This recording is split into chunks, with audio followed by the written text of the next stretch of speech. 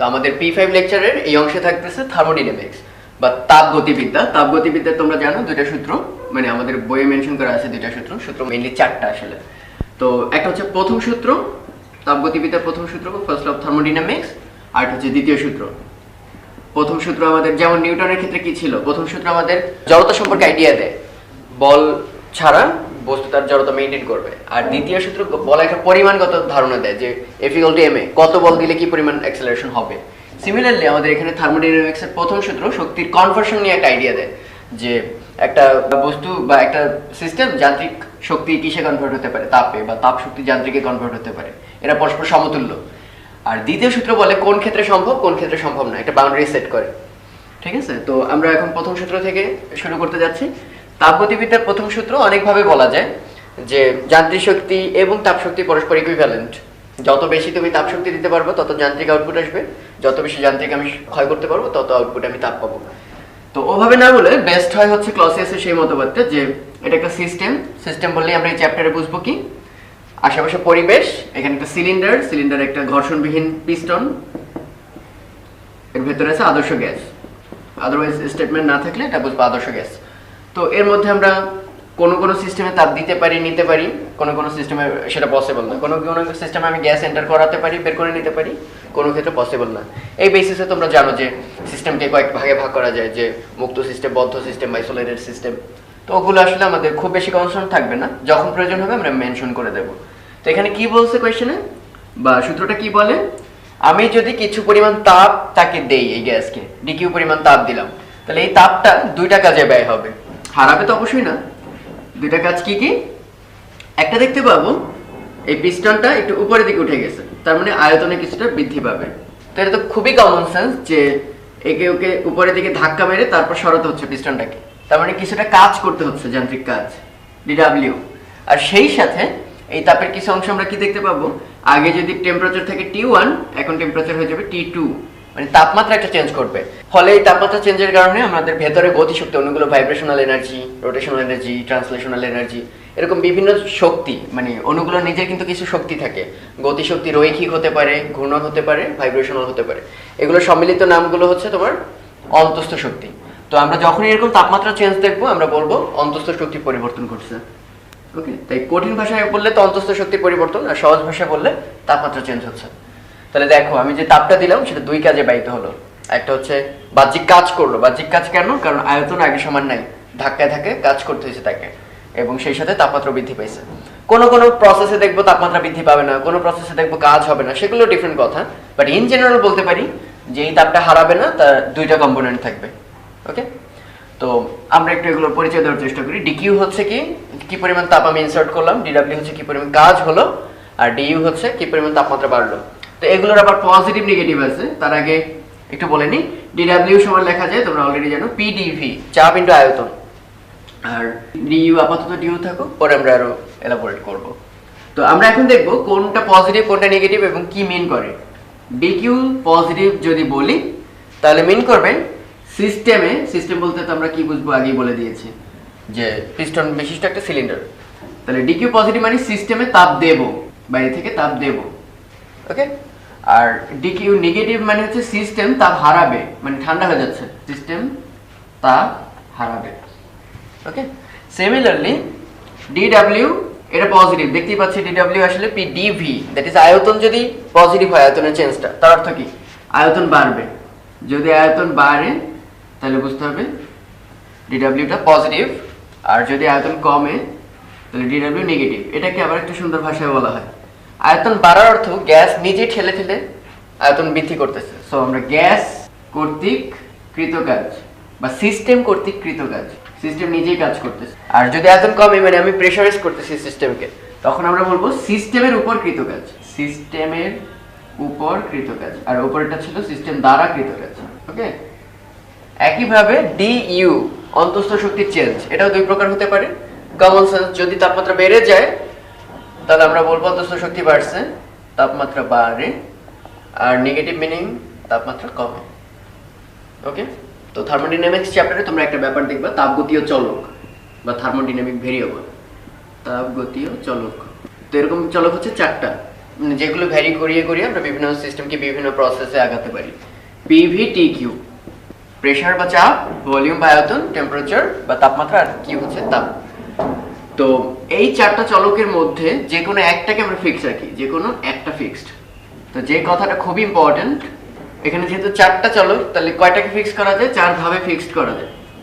যদি pressure fixed করি P fixed, তাহলে ওটার নাম হচ্ছে সমচাপীয় প্রক্রিয়া, সমচাপ বা আইসোবার। যদি ভলিউম ফিক্সড করি, দ্যাট ইজ আয়তনটা যদি কনস্ট্যান্ট থাকে, আয়তন যদি ফিক্সড রাখি, তাহলে সময় আয়তন প্রক্রিয়া, যেটার নাম হচ্ছে আইসোকোর। ওকে, এরপর যদি টেম্পারেচার কনস্ট্যান্ট থাকে, সবচেয়ে পপুলার নাম সমষ্ণ প্রক্রিয়া, মানে তাপমাত্রা বা উষ্ণতা সময়, তাহলে এটার নাম হচ্ছে আইসোথার্ম।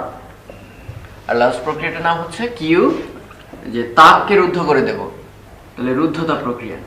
এটা একটু ভিন্ন নাম, অ্যাডিয়াবেটিক প্রসেস। ওকে, কিন্তু মনে রাখতে হবে যে কোনো একটা ফিক্স করলেই আর কোনোটা কিন্তু ফিক্স থাকবে না, বাকি তিনটাই চলক। এই কথাটা খুব জরুরি। আই মিন, কখনো যদি আমি সমচাপ প্রক্রিয়ায় থাকি, দ্যাট ইজ ওখানে শুধুই প্রেসার কনস্ট্যান্ট, ওখানে কিন্তু ভলিউম চেঞ্জ হতে বাধ্য, টেম্পারেচার এবং কিউ চেঞ্জ হতে বাধ্য। সিমিলারলি সমষ্ণ প্রক্রিয়ায় তাপমাত্রা চেঞ্জ হবে না, বাট পি, ভি এবং কিউ অবশ্যই অবশ্যই চেঞ্জ হবে। আমরা পানি এবং তাপের একটা অ্যানালজি সেই ছোটবেলা থেকে জানি, যে পানির ক্ষেত্রে যেটা কি নির্ণয় করে, যে উচ্চতা, পানির ক্ষেত্রে উচ্চতা, তড়িতের ক্ষেত্রে বিভব, আর তাপের ক্ষেত্রে সেটা তাপমাত্রা মেন করে। তাহলে আমরা এভাবে একটি অ্যানালজিটা মনে রাখলে সুবিধা হয় প্রসেসগুলো বুঝতে।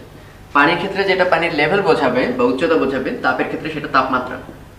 পানির উচ্চতা ডিটারমাইন করে যে পানি কোত্থেকে কোথায় ফ্লো করবে, সিমিলারলি তাপমাত্রা ডিনোট করবে কোন বস্তু থেকে কোন বস্তুতে তাপ প্রবাহ হবে।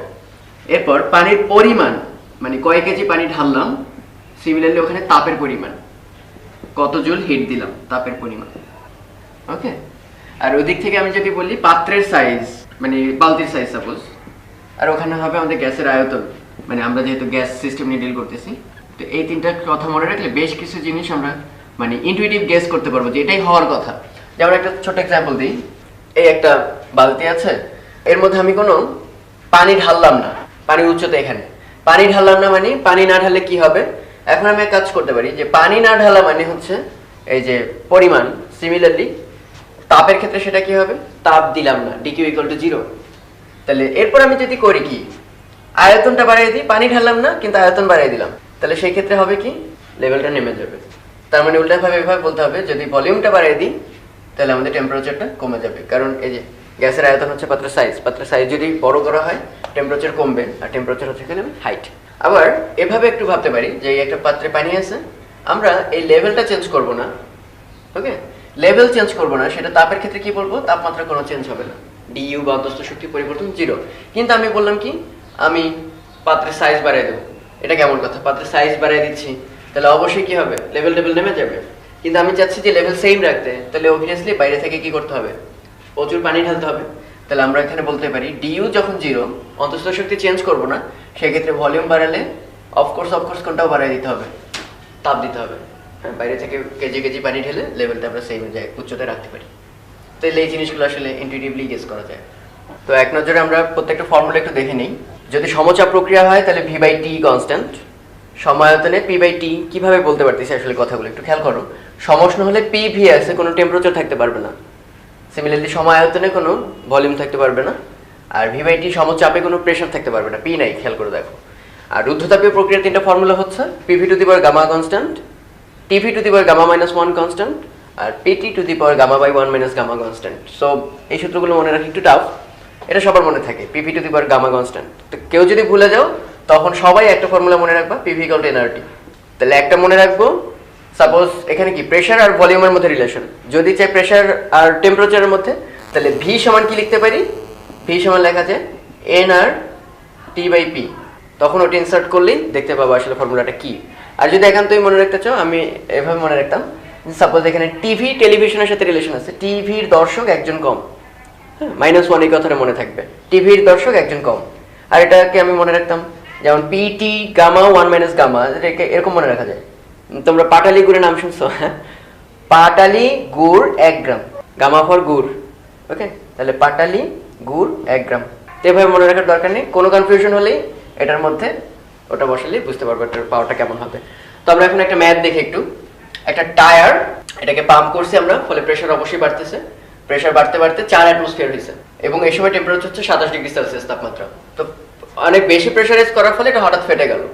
ফেটে যাওয়ার পর তাপমাত্রাটা কত হবে, এই হচ্ছে কোয়েশ্চেন। তো যখনই কোয়েশ্চেনের মধ্যে হঠাৎ ফেটে যাওয়া বা অ্যাব্রাপ্টলি কোনো কিছু ঘটছে, তখন বুঝতে হবে ওই প্রসেসটা সমষ্ণ হবে না। এটা হচ্ছে রুদ্ধতাপীয় প্রক্রিয়া, মানে এত দ্রুতই ঘটছে, তাপের আদান প্রদানও কিছুটা টাইম লাগে। হ্যাঁ, তাই রুদ্ধতাপীয় প্রক্রিয়া তাপের আদান প্রদানের সেই সময়টা আমরা দেই না, কোনো তাপ যাতে আসতে না পারে বা বের হয়ে না যেতে পারে। তাহলে রুদ্ধতাপীয় প্রক্রিয়ার জন্য কি কি দেওয়া আছে গিভেন খেয়াল করো। প্রেসার আছে, তাপমাত্রা আছে। তাহলে প্রেসার এখানে কিন্তু আছে আসলে, যদি আমরা বুঝতে পারতেছি না, একটু খেয়াল করো। যখন এটা ফেটে যায় তখন কিন্তু বাইরের বাতাস আর ভেতরের বাতাস একাকার হয়ে যায়, তখন আসলে প্রেসার হয়ে যায় 1 অ্যাটমসফিয়ার বা স্বাভাবিক বায়ুমণ্ডলীয় চাপ। ফেটে যাওয়ার আগ পর্যন্ত এটার প্রেসার হিউজ ছিল, একটা ক্লোজ কন্টেইনারের মধ্যে ছিল, কিন্তু ফেটে যাওয়ার ফলে দুইটা সাম্যাবস্থা চলে আসছে। তাই আমরা বলতে পারি যেহেতু প্রেসার আর টেম্পারেচারের মধ্যে রিলেশন, এখান থেকে আমরা খুঁজে বের করি PT to the power gamma by 1 minus gamma, যেহেতু রুদ্ধতাপীয়। তাহলে P1 T1 to the power gamma by 1 minus gamma equal P2 T2 to the power gamma by 1 minus gamma. তাহলে এখানে খেয়াল করে দেখো, প্রেসার 4, টেম্পারেচার 27 কে 303 273 দিয়ে গুণ করে নিবা। প্রেসার 2 হচ্ছে 1 অ্যাটমসফিয়ার, আর টেম্পারেচারটা এখান থেকে সলভ করে বের করা যাবে। সো এখানে সব গিভেন, এখান থেকে আমরা T2 বের করব, কেলভিন এককে বের হবে। ওকে, তো এখানে একটা সিলিন্ডার দেখতে পাচ্ছ যেটা 1 লিটার আয়তনে গ্যাস রাখা আছে 6 অ্যাটমসফিয়ার চাপে। তো হঠাৎ করে রুদ্ধতাপীয় প্রসারণ করা হলো, মানে হঠাৎ করে প্রসারিত করা হলো যাতে তাপের আদান প্রদান না হয়, এবং ফলে কি হবে, আয়তন বেড়ে গেছে, চাপ কমে 6 অ্যাটমসফিয়ার থেকে 1 অ্যাটমসফিয়ারে নেমে আসছে এবং আয়তন 2 লিটার। তো কোয়েশ্চেন করছে হচ্ছে গ্যাসের উপর কৃতকাজ কত, গ্যাসের উপর কৃতকাজ কেন, বা গ্যাস দ্বারা কৃতকাজ কোনটা হবে তোমরা গেস করো। এখানে আয়তন বাড়ছে, ফলে গ্যাস ঠেলে ঠেলে উপরে গেছে, সো গ্যাস দ্বারা কৃতকাজ কত। ওকে, তো তোমাদের জন্য এখানে আরেকটা নতুন ফর্মুলা, রুদ্ধতাপীয় প্রক্রিয়া কৃতকাজের রাশিমালা আসলে কিভাবে হয় খেয়াল করে দেখো। অলওয়েজ dq সমান du প্লাস dw, এটা নিয়ে কোনো কনফিউশন নেই, এটা রুদ্ধতাপ হোক সমষ্ণ যে কোনো প্রক্রিয়া হোক। কিন্তু রুদ্ধতাপের ক্ষেত্রে dqটা কত হয় আমরা জানি 0, কারণ তাপ রুদ্ধ, তার মানে তাপের কোনো চেঞ্জ হয়নি। ফলে কাজ আসলে হবে কি, dw ইকুয়াল টু আসলে সিম্পলি du, মানে মাইনাস du। আমরা আপাতত কাজের কথাটুকু চিন্তা করতেছি। তাহলে du আসলে কি তোমরা যারা জানো না একটু মনে করে দেখো তো। du সমান ছিল n cv/dt, যেখানে cv ছিল হচ্ছে মোলার আপেক্ষিক তাপ সম আয়তন প্রক্রিয়ার জন্য। তাহলে du সমান n cv/dt, এবং মাথায় রাখতে হবে এই ফর্মুলাটা কিন্তু অবশ্যই প্রক্রিয়া ডিপেন্ডেন্ট না। অনেকে একটা ভুল ভাবে যে এখানে যেহেতু cv আছে ফলে এটা বোধহয় সম আয়তন প্রক্রিয়ার জন্য এই কথাটা খাটবে। নেভার, এটা সব ক্ষেত্রে খাটে, সব ক্ষেত্রে খাটে, অবশ্যই ভুলে যাব না আমরা। কারণ আমরা জানি এই যে du বা অন্তস্থ শক্তি পরিবর্তন শুধুমাত্র তাপমাত্রা ফাংশন, আদি এবং শেষ কি ছিল, কোন পথে নেওয়া হয়েছে, সেটা সমউষ্ণ হতে পারে, সমচাপ, সমায়তন, whatever may be the case, এটা সব ক্ষেত্রে প্রযোজ্য। তাহলে আমরা বলতে পারি এটা একটা ফর্মুলা, তোমরা মনে রাখবা, n cv/dt। এটাকে আরো এলাবোরেট করে লেখা যায় n r divided by gamma minus 1 t2 minus t1। এটা কোথা থেকে আসলো, কোয়াইট ইজি, তোমরা একটু ইন্টিগ্রেশন করলেই পারবা। আর সবচেয়ে বড় ব্যাপার, এই r বাই গামা মাইনাস 1টা আসলে প্রমাণ করা কোয়াইট ইজি। তোমাদের যাতে মনে পড়ে, গামা সমান কি ছিল, cp by cv। On the other hand cp minus cv equal to ছিল r। তাহলে আমরা কি লিখতে পারি, cp সমান gamma cv minus cv equal to r। এই যে এখান থেকে গামা cv, তাহলে এখানে যদি আমি cv কমন নিই তাহলে পাচ্ছি gamma minus 1 equal to r। অতএব cv সমান, সব সময়ের জন্য তোমরা অ্যাপ্লাই করতে পারবা, cv সমান r divided by gamma minus 1। তাহলে আমরা এখানে কি করছি, n এর জায়গায় n মোল ঠিকই আছে, cv এর জায়গায় r divided by gamma minus 1, আর ডেল্টা t হচ্ছে t2 মাইনাস t1। আসলে ফর্মুলাটা ইন্টিগ্রেশন করে পাওয়া, কিন্তু এভাবে মনে রাখতে অনেক সুবিধা। তাহলে কৃত কাজের ক্ষেত্রে কি দেওয়া থাকতে হবে, আর আমরা সবাই জানি গামা গিভেন 1.4, আর দরকার কি টেম্পারেচার, কিন্তু এখানে তো আসলে প্রেসার আর ভলিউম দেওয়া, কিন্তু আমাদের এখানে হচ্ছে টেম্পারেচার দেওয়া। সো এটাকে একটু কনভার্ট করা যায় ইজিলি। কেমনে কনভার্ট করা যায়, nRT, PV সমান nRT। এটা তো কোনো প্রক্রিয়া ডিপেন্ডেন্ট না, এটা একদম আদর্শ গ্যাসের বেসিক ফর্মুলা। এটা কোনো কোন প্রসেসে করা হয়েছে এটার সাথে কোনো রিলেশনই নেই, গ্যাসটা আদর্শ হলেই এই ফর্মুলাটা খাটবে। তাহলে আমরা কি লিখতে পারি, এখানে খেয়াল করো দেখো, nRT2 মাইনাস nRT1। তাহলে nRT সমান আবার কি লেখা যায়, PV। তাহলে nRT2 হবে আসলে কি P2V2, আর nRT1 হবে P1V1। সো এই ফর্মুলাটাকে আরেকটু মডিফাইড ভার্সনে লেখা যায় 1 বাই গামা মাইনাস 1, আর এই যে n আর পুরো t2 মাইনাস t1 কে আমরা লিখতে পারি p2v2 মাইনাস p1v1। তাহলে যে কোনো একটা মনে রাখলেই চলবে, বাকিগুলো ওখান থেকে ডিরাইভ করে আনা যাবে। তাহলে একটু খেয়াল করে দেখো, গামার ভ্যালু দেওয়া আছে 1.4, p2v2 দেওয়া আছে 1 অ্যাটমসফিয়ার 2 লিটার, P1 V1 সেটাও গিভেন 6 অ্যাটমসফিয়ার 1 লিটার, ওগুলোকে একই এককে কনভার্ট করে এটাকে বের করতে পারবো এবং এটা অ্যান্সার আসবে পজিটিভ। মিনিং কি? মিনিং কোয়াইট সিম্পল, এটা গ্যাস দ্বারা কৃত কাজ পজিটিভ, আর গ্যাসের উপর কৃত কাজ হলে সেটা হতো নেগেটিভ। পারবো আমরা আশা করি। অবজেক্টিভের জন্য এই টাইপের প্রশ্নগুলো খুব ইম্পর্টেন্ট, খুবই ছোট। কার্বন ডাই অক্সাইডের গ্যামা দেওয়া আছে, আর এর ভ্যালু তো আমরা অলওয়েজ জানি 8.33 joule per mole per kelvin. তাহলে সিপি কত, সিভি কত? Quite easy. সিপি সমান একটু আগে আমরা জানলাম R divided by gamma minus 1, আমরা ডিরাইভ করে দেখাইছি। তাহলে আর গিভেন গামা গিভেন, তাহলে এখান থেকে সিভি বের হয়ে আসবে। আবার CP minus CV equal to আমরা জানি আর, সিভি জানো, তার সঙ্গে আর যোগ করে দিলে আমরা পাবো সিপি। একটা সিলিন্ডারে 4 মোল হিলিয়াম রাখা আছে এবং এর ইনিশিয়াল টেম্পারেচার ছিল হচ্ছে 300 কেলভিন। তো একে তাপ প্রয়োগ করা হলো, কিভাবে তাপ প্রয়োগ করছে এটা কোয়েশ্চনে বলা আছে। একবার স্থির আয়তনে তাপ দেবো, একবার স্থির চাপে তাপ দেবো, ডিফারেন্ট ওয়েতে, কিন্তু তাপমাত্রা চেঞ্জটা হবে 300 কেলভিন থেকে এক লাফে 600 কেলভিন। তো কোয়েশ্চেন করছে যে স্থির আয়তনে তাপ দিলে যে পরিমাণ তাপ লাগে, স্থির চাপে তাপ দিলে কি একই পরিমাণ তাপ লাগবে কিনা এটা আমরা ডিটারমিন করে বলবো। আর গ্যাসে কি পরিমাণ কাজ হবে, আমরা গ্যাসের উপর কাজ করতেছি না গ্যাস নিজে কাজ করতেছে সেটা বের করতে হবে। ডেটা দেওয়া আছে হচ্ছে সিভি এবং সিপি এর ভ্যালু। তাহলে এটা কিভাবে করা যায়? স্থির আয়তনে তাপ বলো আর স্থির চাপে তাপ বলো, তোমরা একটু কমন সেন্স অ্যাপ্লাই করে ভাবো জিনিসটা। এটা মনে করো একদম সিল করা একটা পিস্টন, মানে এটা নড়বে না। তাহলে আমি যদি এখানে তাপ দিই তাহলে এটাকে দাবি করতে পারি স্থির আয়তন, কারণ আয়তন বা ভলিউমটা কখনো চেঞ্জ হচ্ছে না এখানে। তাহলে সেই ক্ষেত্রে এই তাপের পুরা ডিউটি হবে এখানের তাপমাত্রাটাকে বাড়ানো। এখন একটু খেয়াল করে দেখো, স্থির আয়তনের ক্ষেত্রে এটা কিন্তু রিল্যাক্সিং, তার মানে এই পিস্টনটা ধীরে ধীরে উপরে উঠতে পারে। তাহলে আমি যদি এখানে একটু খেয়াল করে দেখো 300 জুল তাপ দিই, সেই 300 জুলই কি করবে? তাপমাত্রা বাড়াবে, ফলে অনেক গরম হবে গ্যাসটা। কিন্তু এখানে যদি 300 জুল তাপ দিই স্থির চাপে, চাপ স্থির রাখতে গিয়ে সে উপরে উঠে যাবে, ভলিউম বাড়াবে, ফলে এই যে ধাক্কা দিয়ে পিস্টনটাকে সরাতে একটা কাজ হয়েছে, আমরা ধরলাম সেই কাজটা হচ্ছে 100 জুল। তাহলে এটা হচ্ছে কৃত কাজ, প্লাস বাকি 200 জুল দিয়ে কি হবে? ওই একই পরিমাণ তাপমাত্রা বাড়াবে। তাহলে আমি কি দাবি করতে পারি না যে একই পরিমাণ তাপমাত্রা বাড়াতে স্থির চাপের ক্ষেত্রে বেশি পরিমাণ তাপ দেওয়া লাগে, কারণ সেই তাপটা দুইটা কাজে ভাগ হচ্ছে, আর ওই একই পরিমাণের যে তাপ দিলে আসলে এখানে তাপমাত্রা বেশি হয়ে যাবে। কমন সেন্স, যে আমরা এটা অনেক আগে থেকেই জানতাম, সিপি মাইনাস সিভি হচ্ছে আর। তাহলে সিপি গ্রেটার দেন সিভি, তার অর্থ স্থির চাপে 1 কেলভিন তাপমাত্রা বাড়াতে যে তাপ লাগে তা অবশ্যই স্থির আয়তনে 1 কেলভিন বাড়াতে যে তাপ লাগে তার চেয়ে বেশি। ওকে, এটা আমাদের সবাই এভাবে বলতো, পি ফর পাজি আর ভি ফর ভালো। তাহলে আমরা কি এভাবে বলতে পারি না যে একই পরিমাণ তাপমাত্রা না বাড়ে, এখানে একই পরিমাণ পড়ালেখা করাবো, যে দুইটা ছেলে একটা পাজি আর একটা হচ্ছে ভালো, পড়ালেখা করাবো সেম পরিমাণ। কার ক্ষেত্রে টাকা বেশি ঢালা লাগবে?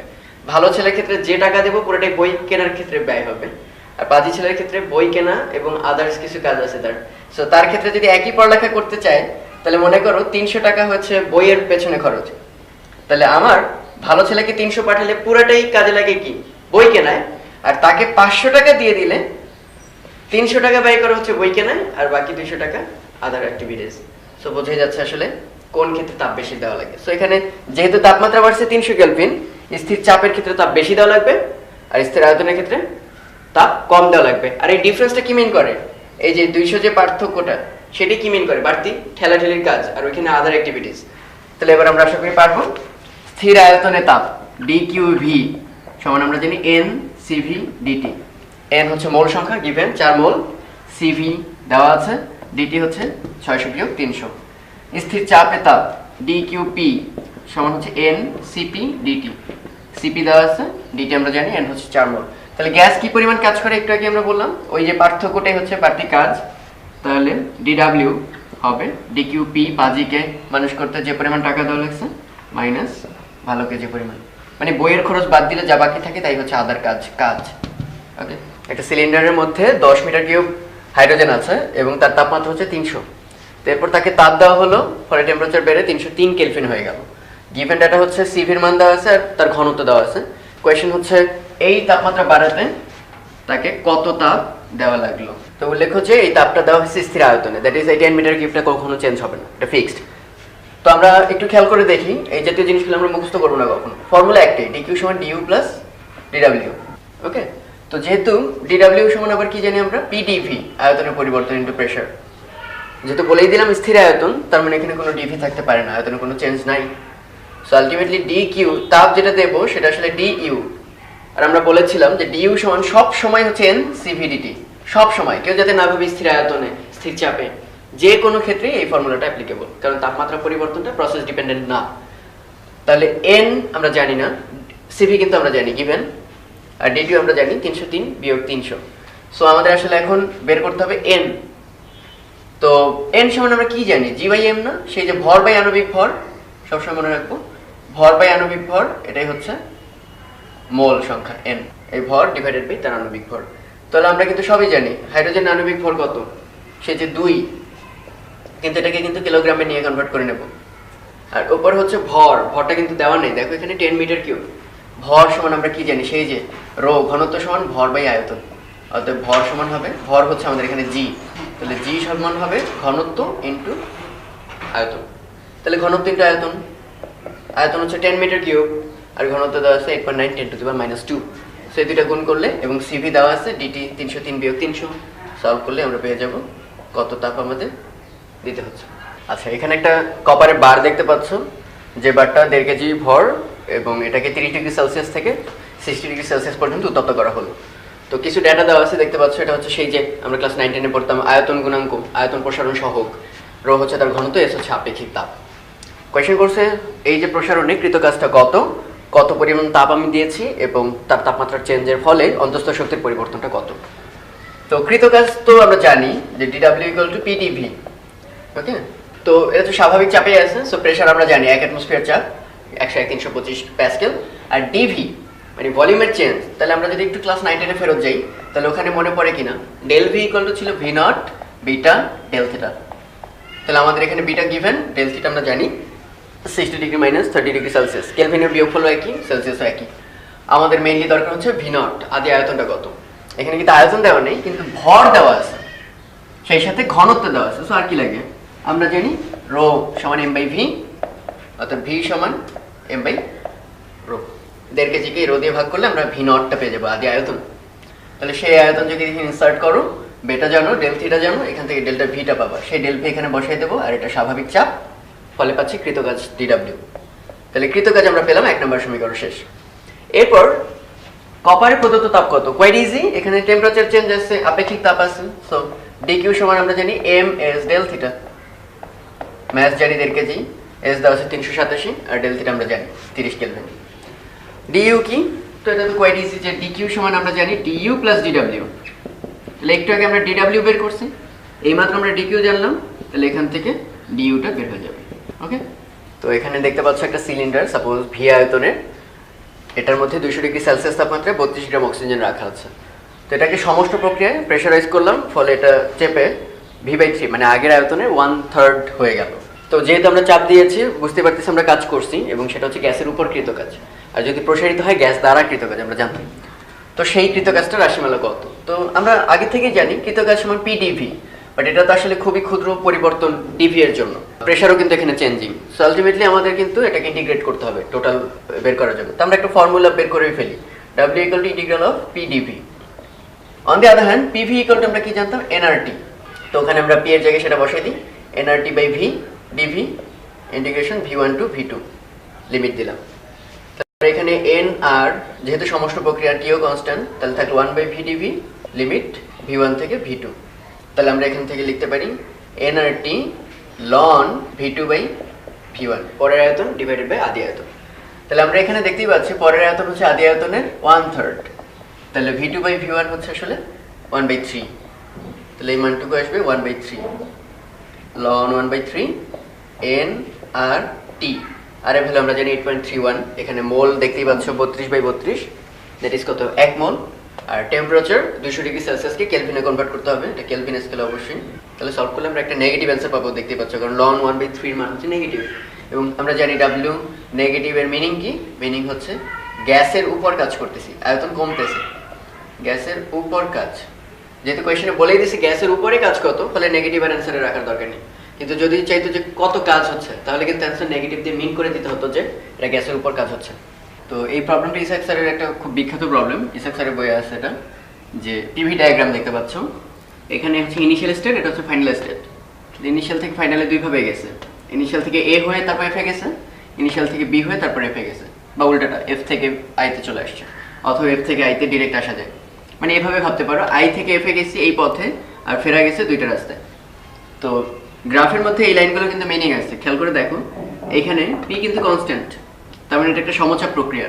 এখানে ভি কিন্তু কনস্ট্যান্ট, এটা সমায়তন প্রক্রিয়া। ওকে, আর এখানে কোনোটাই সমচাপ বা সমায়তন না। তো কিছু গিভেন ডেটা হচ্ছে IAF পথে শোষিত তাপ 40 ক্যালোরি। কোয়েশ্চেন এভাবেই বলা থাকবে, IAF পথে শোষিত তাপ। তো শোষিত তাপ হলে আমরা কি শিখছি? পজিটিভ তাপ হচ্ছে শোষিত। তাহলে আমরা লিখে নেব DQIAF সমান +40। এরকম প্রত্যেকটা ডেটা দিয়ে দিছি। DWIAF মানে ওই পথে কৃত কাজ প্লাস, তার অর্থ কাজটা কে করে, আমি নাকি গ্যাস নিজে? গ্যাস নিজে কাজ করতেছে, গ্যাস কর্তৃক কৃত কাজ বা সিস্টেম দ্বারা কৃত কাজ। এখানে DQIBF, এই যে IBF এই পথে শোষিত তাপ দেওয়া আছে 35 ক্যালোরি। শোষিত যেহেতু এটা পজিটিভ। এখন ডিফারেন্ট কোয়েশ্চেন করছে, আমরা ওইসব ডাটা ইউজ করে সেই কোয়েশ্চেনগুলো অ্যান্সার দেবো। DWIBF, ওকে, তাহলে আমরা জানি DQIBF সমান DUIBF প্লাস DWIBF।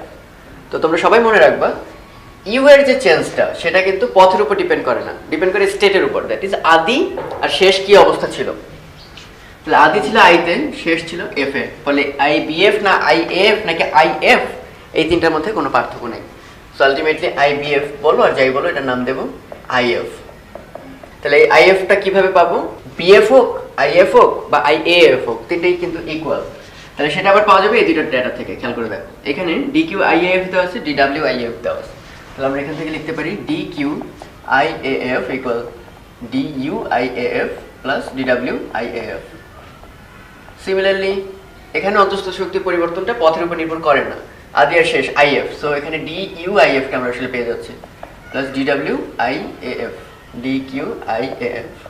তাহলে সলভ করলে DQIAF এর ভ্যালু দেওয়া আছে 40, DUIF প্লাস DWIAF এর ভ্যালু দেওয়া আছে 16.9। তাহলে এটা সলভ করলে আমরা পেয়ে যাবো DUIF। সেই DUIF এখানে বসাবো, তাহলে বসালে আমরা এখান থেকে DWIBF টা বের করে ফেলতে পারি। DWIBF সমান হবে DQIBF মাইনাস DUIF। এই DUIF এখান থেকে পাবো, আর DQIBF দেওয়া আছে 35। এবার দ্বিতীয় কোয়েশ্চেন আসি। DWFI দেওয়া আছে -10, তাহলে DQFI কত? সিমিলারলি DQFI সমান কি? DWFI plus DUFI। ওকে, তো DWFI দেওয়া আছে -10, আর DUFI কোথা থেকে পাবা? এখানে খেয়াল করে দেখো, DUIF এটা যে ভ্যালু, DUFI এর ভ্যালু হবে তার উল্টা। তার মানে এটা যদি 10 জুল হয়, ওটা হবে -10 জুল। ওকে, মনে থাকবে?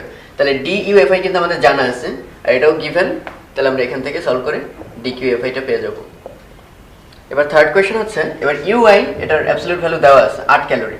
ওকে, আর UF এর ভ্যালুটা আমার কাছে জানতে চেয়েছে। তাহলে এটা তো আমরা একটু আগে জানলাম। DU এখান থেকে আমরা জানছি DUIF এটার ভ্যালু আমাদের জানা, এই ফর্মুলা থেকে আমরা পেয়ে গেছি।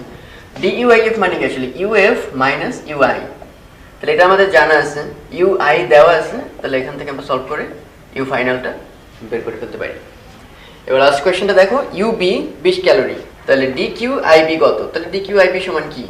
DUIB plus DWIB। তো DUIB টা কিভাবে লেখা যায়? UB minus UI plus DWIB। তাহলে UB এর ভ্যালু দেওয়া আছে 20। ওকে, আর UF আমরা এখান থেকে বের করছি। আবার UI আগের চ্যাপ্টারে দেওয়া আছে যে 8 ক্যালোরি আগের ভার্সনে। তাহলে এখানে 8 বসাবা, UB এর ভ্যালু 20 বসাবা। এখানে বাকি থাকে হচ্ছে DWIB। কিন্তু মজার ব্যাপার, আমরা শুরুতে কিন্তু একটা ফর্মুলা থেকে বের করলাম কি DWIBF। তার মানে এই রাস্তায় কৃত কাজ কত। কিন্তু যদি আমরা এটা নাম দিয়েছি IBF, কাজ কিন্তু এই রাস্তায় হয়নি। খেয়াল করে দেখো, কারণ এই রাস্তায় আয়তনটা কি? কনস্ট্যান্ট, পুরো জায়গাটা একই আয়তন। তাহলে আয়তন যদি কনস্ট্যান্ট থাকে, আমরা জানি কি W = PdV, মানে আয়তনের পরিবর্তন না হলে কোন রকম কাজ হয় না। যেহেতু এই রাস্তায় আয়তন কনস্ট্যান্ট, তাহলে এই রাস্তায় কৃত কাজ হচ্ছে 0। তাহলে আমরা কি দাবি করতে পারি না, এই যে নাম যদিও দিয়েছি যে DWIBF, কিন্তু আসলে এটা কার সমান? অনলি DWIB, কারণ এই BF পথে কোনো রকম কাজ হয়নি। তাহলে আসলে আমাদের এই DWIB, যেটা আসলে একটু আগে আমরা একদম শুরু কোয়েশ্চেনে যে IBF বের করছি, ওইটাই হচ্ছে সেটার মান। তাহলে IBF জানো, UB জানো, UI জানো, সলভ করলেই DQIB আমরা বের করে ফেলতে পারবো। বেশ লম্বা, প্রত্যেকটা প্রসেস একটু ভালো করে দেখবা। এরকম প্রবলেমগুলো গ্রাফিক্যাল, এগুলো একটু বেশ টাফ, কারণ কনসেপ্টগুলো সরাসরি দেওয়া থাকে না, গ্রাফ থেকে উদ্ধার করে আনতে হয়। তো ছবিতেই সব বলা আছে, এটা একটা PV ডায়াগ্রাম। এখানে A থেকে B, B থেকে C এবং C থেকে A তে যাওয়া হয়েছে। তো A থেকে B দেখলেই বোঝা যাচ্ছে এটা একটা সমায়তন প্রক্রিয়া, কারণ আয়তনটা কনস্ট্যান্ট। B C একটা সমস্বর প্রক্রিয়া। ওকে, আর C থেকে A পর্যন্ত এটা একটা সমচাপ প্রক্রিয়া দেখা যাচ্ছে, কারণ প্রেসারটা কনস্ট্যান্ট। তো কিছু পয়েন্টের কোঅর্ডিনেট দেওয়া আছে, এ পয়েন্টে প্রেসার দেওয়া আছে, এ পয়েন্টে ভলিউম দেওয়া আছে, সব দেওয়া আছে। আর বি পয়েন্টে প্রেসারটা দেওয়া আছে, ভলিউম দেওয়া আছে, কারণ এটা তো সম আয়তন প্রক্রিয়া, কারণ দুইটারই একই ভলিউম। আর সি পয়েন্টে ভলিউম দেওয়া নাই, তোমার কাছে চাওয়া হয়েছে। আর টেম্পারেচার টি এ এবং টি বি এগুলো ডিটারমিন করতে বলছে। তো একটু খেয়াল করে দেখো, বিসি তো একটা সমষ্ণ রেখা, আর সমষ্ণ আসলে আমাদের মাথায় কোন সূত্রটা প্রথমে আসে মনে পড়ে? বয়লের সূত্র, পিভি কনস্ট্যান্ট। তাহলে আমি লিখতে পারি পিভি মানে পিবি ভিবি সমান পিসি ভিসি। ওকে, তাহলে আমরা এখান থেকে কি ভাবতে পারি একটু দেখো। পিবি গিভেন 2 অ্যাটমসফিয়ার, ভিবি ওই পয়েন্টের এখানে কনভার্ট করা লাগবে না, কারণ গুণ আছে, কাটাকাটি যাবে। পিসি খেয়াল করো, যদি পিসি দেওয়া আছে এখানে প্রেসারটা হচ্ছে 1 অ্যাটমসফিয়ার, ভিসিটা খালি দেওয়া নেই। ওকে, তাহলে এখান থেকে সলভ করে আমরা ভিসিটা পেয়ে যাব। ওকে, তার মানে আমাদের একটা প্রশ্নের অ্যান্সার কিন্তু পেয়ে গেছে অলরেডি। এবার দেখো এই প্রত্যেকটা পয়েন্টে আদর্শ গ্যাসের ফর্মুলা আমরা অ্যাপ্লাই করতে পারি। কেউ যাতে ভুলেও না ভাবি PV equal to nRT formula কোন ক্ষেত্রে অ্যাপ্লিকেবল, সমষ্ণ, সমচাপ, সমায়তন না রুদ্ধতাপীয়, না, এটা সব ক্ষেত্রে প্রযোজ্য। এটা আদর্শ গ্যাসের সাধারণ সমীকরণ। তাহলে আমি এ পয়েন্টের জন্য এটা লিখলে কি দাঁড়াবে? এ পয়েন্টের জন্য যদি লিখি পিভি মানে পিএভিএ সমান এন আর টিএ, তাহলে ওই পয়েন্টে আমাদের পিএভিএ সব গিভেন। 1 অ্যাটমসফিয়ারকে অবভিয়াসলি প্যাসকেলে কনভার্ট করে নেব।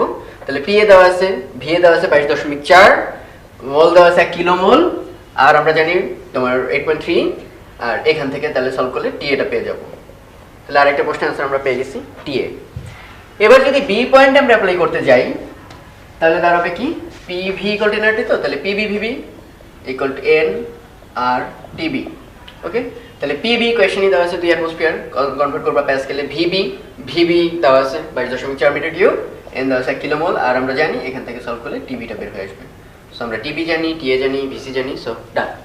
তো আরেকটা পিভি ডায়াগ্রাম দেখতে পাচ্ছি আমরা, এই দুটো সমষ্ণ রেখা, পুরা রেখার মধ্যে তাপমাত্রা 300 কেলভিন।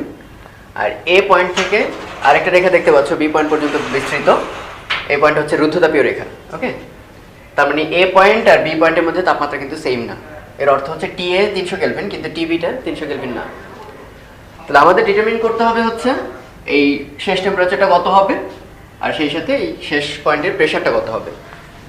তো এর জন্য আমাদের সব data given, VA VB VC এর ভ্যালু দেওয়া আছে, পিএ পিবি এগুলোর ভ্যালু দেওয়া আছে। তো আমাদের এই দুটো ডাটা বের করতে হবে, সেই সাথে বের করতে হবে এই প্রক্রিয়া টোটাল কি পরিমাণ কাজ সম্পন্ন হয়েছে, আইদার গ্যাসের উপর অথবা গ্যাস দ্বারা। তো আমরা একটু লক্ষ্য করি, একটু খেয়াল করে দেখি। এ বি পয়েন্টটা যদিও রুদ্ধতাপীয়, কিন্তু আদর্শ গ্যাসের ফর্মুলা কিন্তু সবাই মানবে, PV equal to nRT, PV by T constant, সেটা কিন্তু সবাই মানবে। তাহলে আমরা লিখতে পারি পিএ ভিএ বাই টিএ সমান পিবি ভিবি বাই টিবি। এখন আমরা দেখি কি কি গিভেন। পিএ দেওয়া আছে, ভিএ দেওয়া আছে, টিএ দেওয়া আছে 300 kelvin, on the other hand PB দেওয়া আছে, ভিবি দেওয়া আছে। তাহলে এখান থেকে আসলে সলভ করলে আমরা টিবি এর ভ্যালুটা পেয়ে যাচ্ছি। আর টিবি এই পুরো রেখাটার মধ্যে কিন্তু সব জায়গায় একই তাপমাত্রা, তাহলে এই পয়েন্টটার নাম সি, তাহলে টিসিটাও আসলে ওরই সমান। টিবি বের করতে পারলে আসলে টিসিটা আমরা বের করে ফেলছি অলরেডি। এবার একটু খেয়াল করো, বি এবং সি পয়েন্ট কোন কার্ভের উপর অবস্থিত, এগুলো কিন্তু সব সমষ্ণ রেখা। তাহলে আমরা লিখতে পারি সমষ্ণ, যেহেতু সমষ্ণতে আমাদের সবার আগে মনে পড়ে কোনটা, বয়লের সূত্র। তাহলে পিবি ভিবি সমান পিসি ভিসি।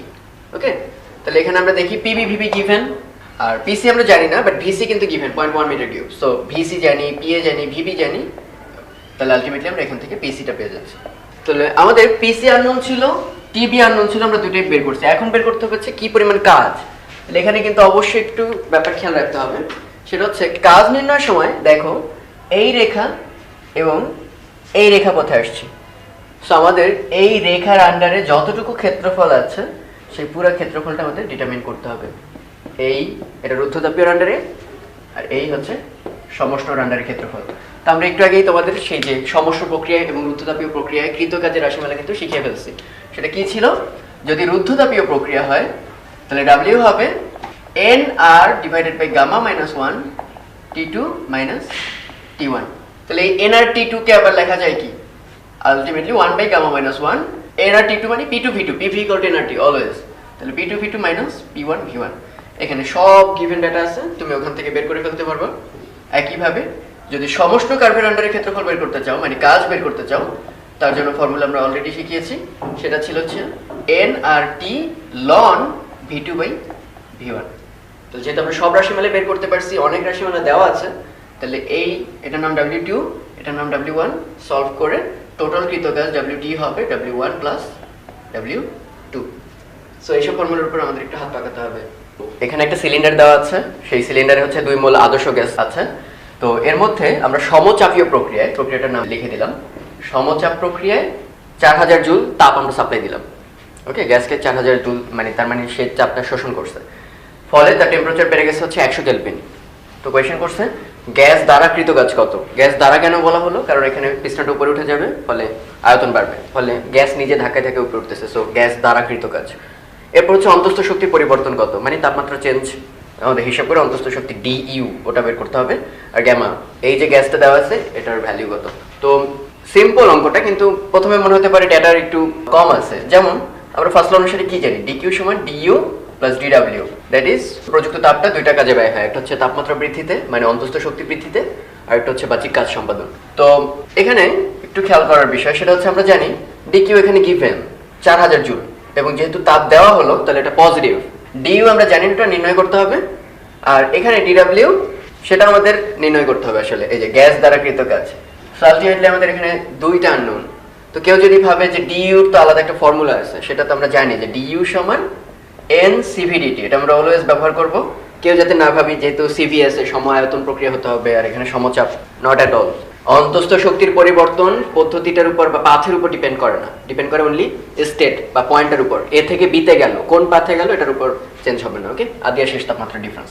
কিন্তু এখানেও একটা বিষয়, n এর মান হচ্ছে মোল সংখ্যা গিভেন 2 মোল, CV কিন্তু দেওয়া নেই, কারণ গামার ভ্যালু কিন্তু আমাদের বের করতে হবে। সো গামা আমরা জানি না, অনেকেই বোধহয় অলরেডি মনে করার কথা CV সমান কি ছিল, R divided by gamma minus 1। আমরা একটু আগের ভিডিওতে সেটা দেখাইছি, কিন্তু ওটা যদি দেইও সেখানে কিন্তু গামা আননোন। ডিটিটা জানা আছে আমাদের 100 কেলভিন টেম্পারেচার বৃদ্ধি পাইছে। সো আসলে কিভাবে আমরা নির্ণয় করব? তো আমরা প্রায় এই অঙ্কগুলো করার সময় একটা জিনিস ভুলে যাই যে PV = nRT আদর্শ গ্যাসের যে ফর্মুলা, এগুলো কিন্তু কোন প্রসেস ডিপেন্ডেন্ট না, যে এটা সমচাপ প্রক্রিয়া সময়তন ডাজন্ট ম্যাটার। এটা কিন্তু সব আদর্শ গ্যাসের ক্ষেত্রে অ্যাপ্লিকেবল, কোন প্রক্রিয়ার উপর ডিপেন্ড করে না। তাহলে যেহেতু সমচাপ প্রক্রিয়া, আমরা যদি ডিফারেন্সিয়েট করি তাহলে আমরা তো জানি অলরেডি DW এটা সমান কি PdV। তাহলে এই ইকুয়েশনকে আমরা যদি ডিফারেন্সিয়েট করি, P কনস্ট্যান্ট বাইরে আসবে, DV N আর এগুলো কনস্ট্যান্ট DT। তাহলে একটু খেয়াল করো, DW সমান হচ্ছে PdV সমান হচ্ছে nRT। সো এই ফর্মুলাগুলো যাতে সব সময় উপস্থিতভাবে মাথায় চলে আসে। তাহলে এখানে খেয়াল করো, n দেওয়া আছে 2, আমরা জানি r এর ভ্যালু হচ্ছে 8.31, আর DT টেম্পারেচারের ডিফারেন্স হচ্ছে 100 কেলভিন।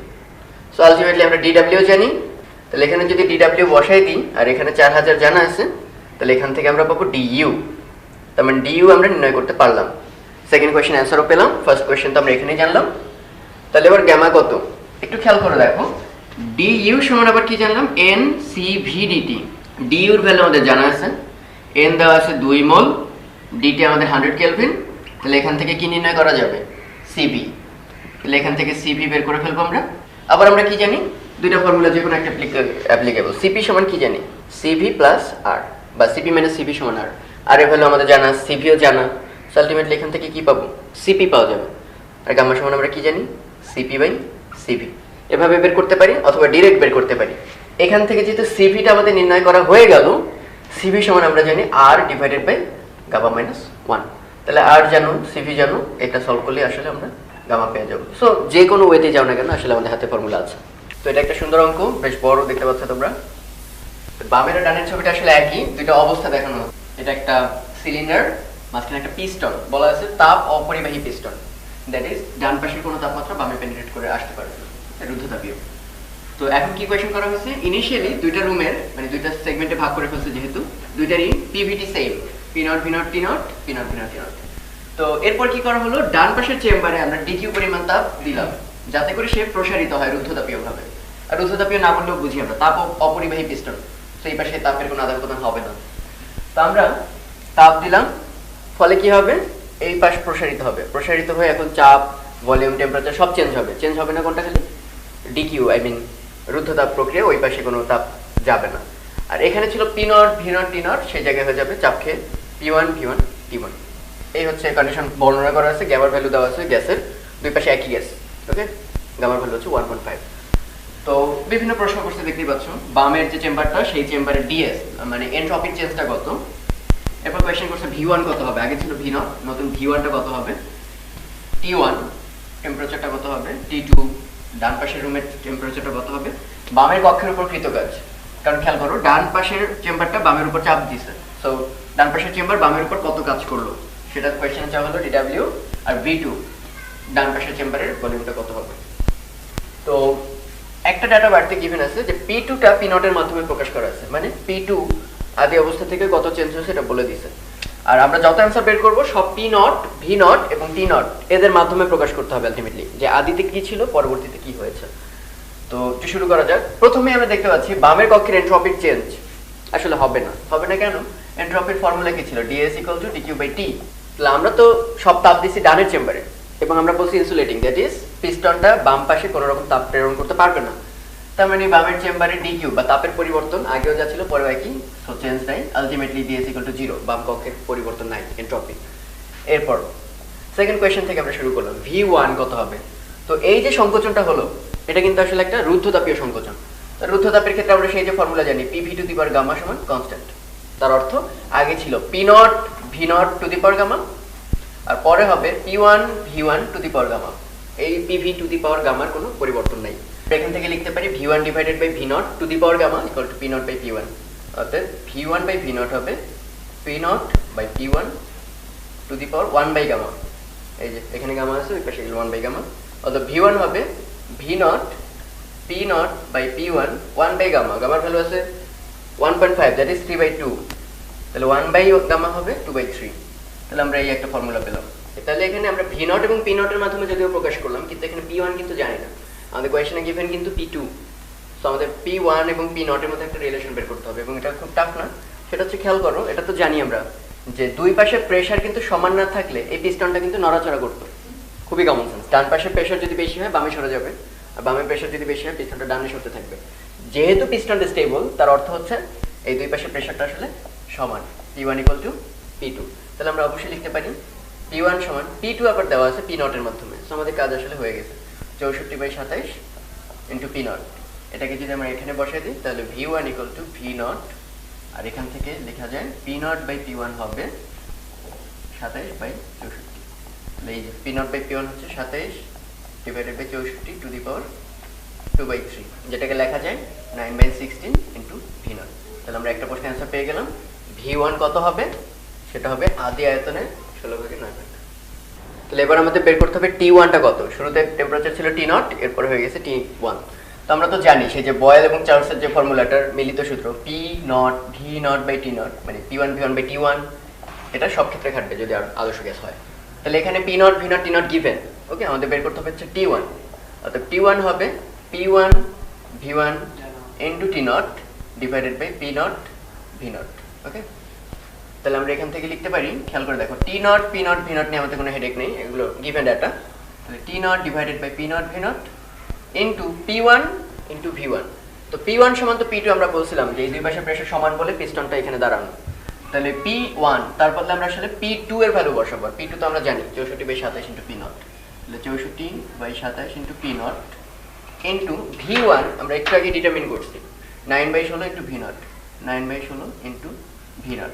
তাহলে কাটাকাটি করলে আমরা কি পাবো, V0 কাটবো P0 কাটবো, 3 9 27, 4 16 64। তাহলে আলটিমেটলি থাকবে 4/3 × T0। তো এরপর আমাদের বের করতে হবে T2। তাহলে একই ফর্মুলা, P0 V0/T0 এগুলো সব ক্ষেত্রে খাটে, কোনো রুদ্ধতাপীয় সমচাপ প্রক্রিয়া আলাদাভাবে না, সব প্রক্রিয়ার জন্য এটা ভ্যালিড। তাহলে P2 V2/T2, এর মধ্যে P2 তো আমরা জানি 64/27 × P0। তাহলে এখান থেকে T2 কত আসবে, P2 V2/T0 / P0 V0। তাহলে খেয়াল করো এখানে P2 আমরা জানি, এই যে গিভেন ডাটা P0 এর মাধ্যমে, P0 V0 তো দেওয়াই আছে, T0 আমরা দেওয়াই আছে। সো আলটিমেটলি আমাদের বের করতে হবে কিন্তু V2। যদিও কোয়েশ্চনে জিজ্ঞেস করছে হচ্ছে T2, কিন্তু আমাদের V2টা বের করতে হবে।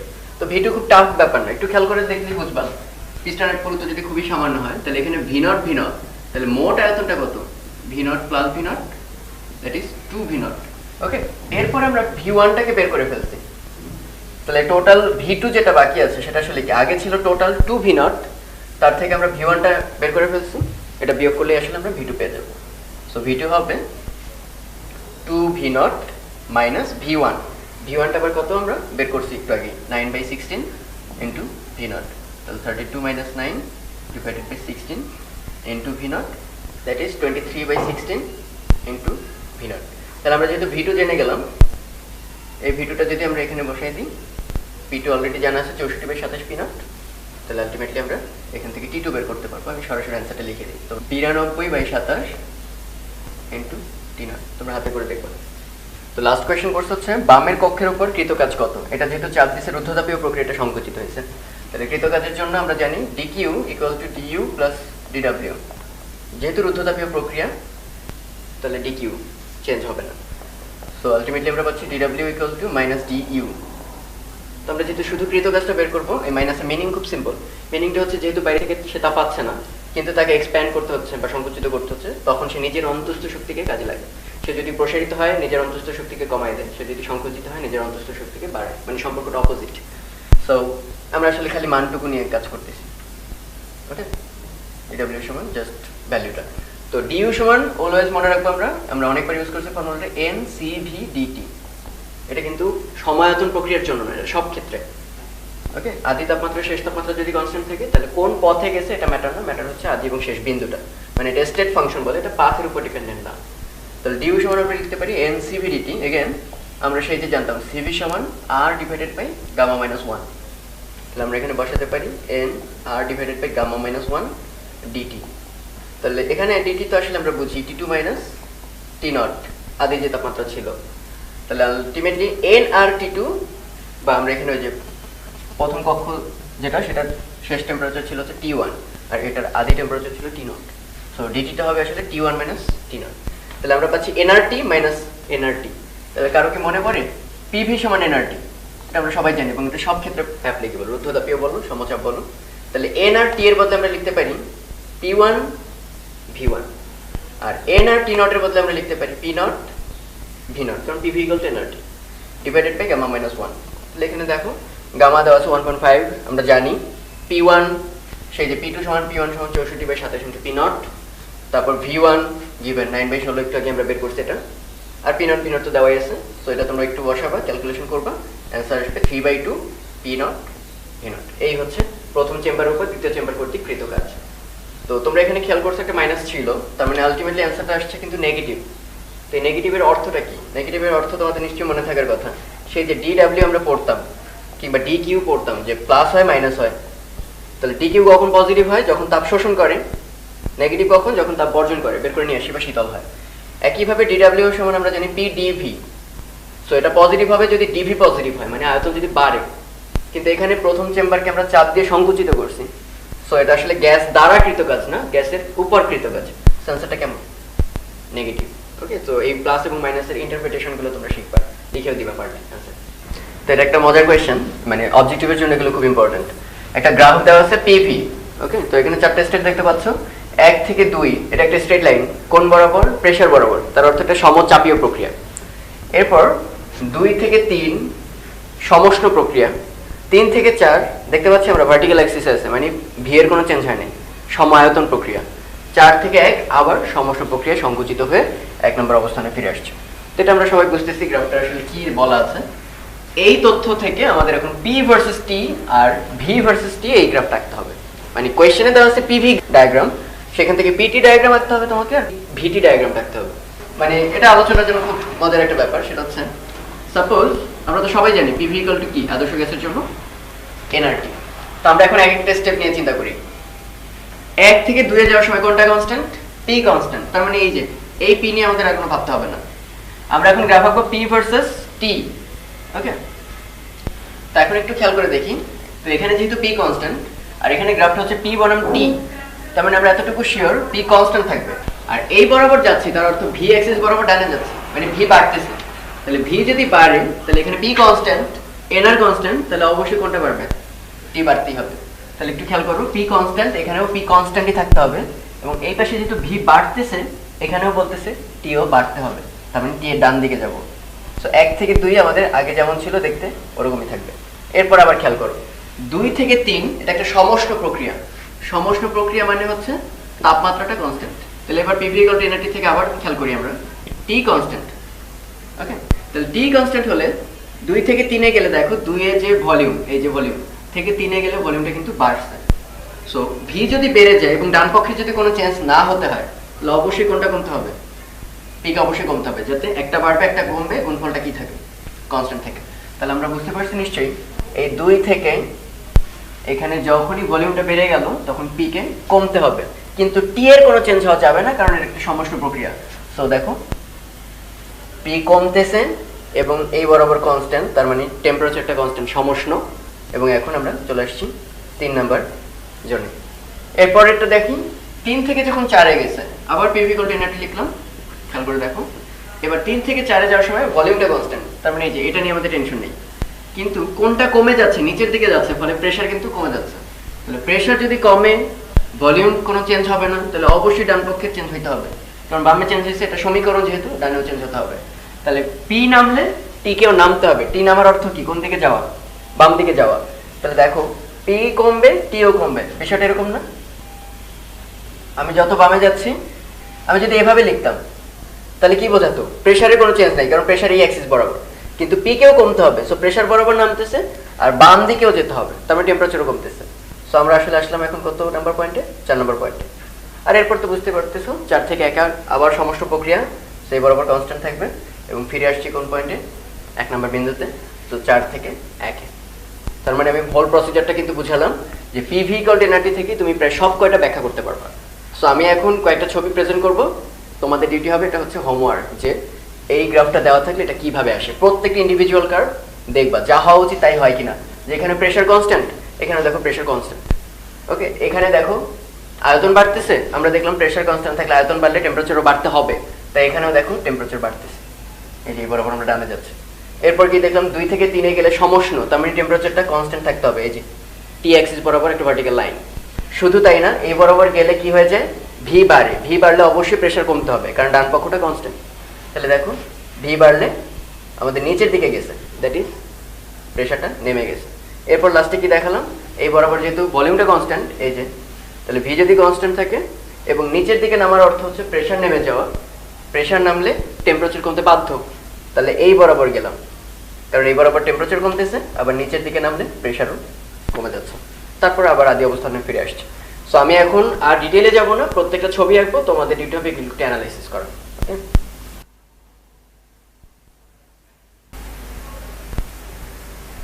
আচ্ছা, এই গ্রাফটা দেওয়া আছে, আগেটা যেমন ছিল পি বনাম ভি, এবার ছিল ভি বনাম টি, তোমাদের তার থেকে বের করতে হবে পি বনাম ভি আর পি বনাম টি। এবার ছবিটা দেওয়া আছে হচ্ছে পি বনাম টি, ওকে, দ্যাট ইজ এখানে প্রেসার কনস্ট্যান্ট মানে সমচাপ প্রক্রিয়া, এখানে টেম্পারেচার কনস্ট্যান্ট মানে সমষ্ণ, এখানে আবার সমচাপ প্রক্রিয়া, হ্যাঁ, আর ওটা হচ্ছে সমচাপও না সমষ্ণ না। তাহলে আমাদের রাখতে হবে পিভি এবং ভিটি, এই দুটো গ্রাফ।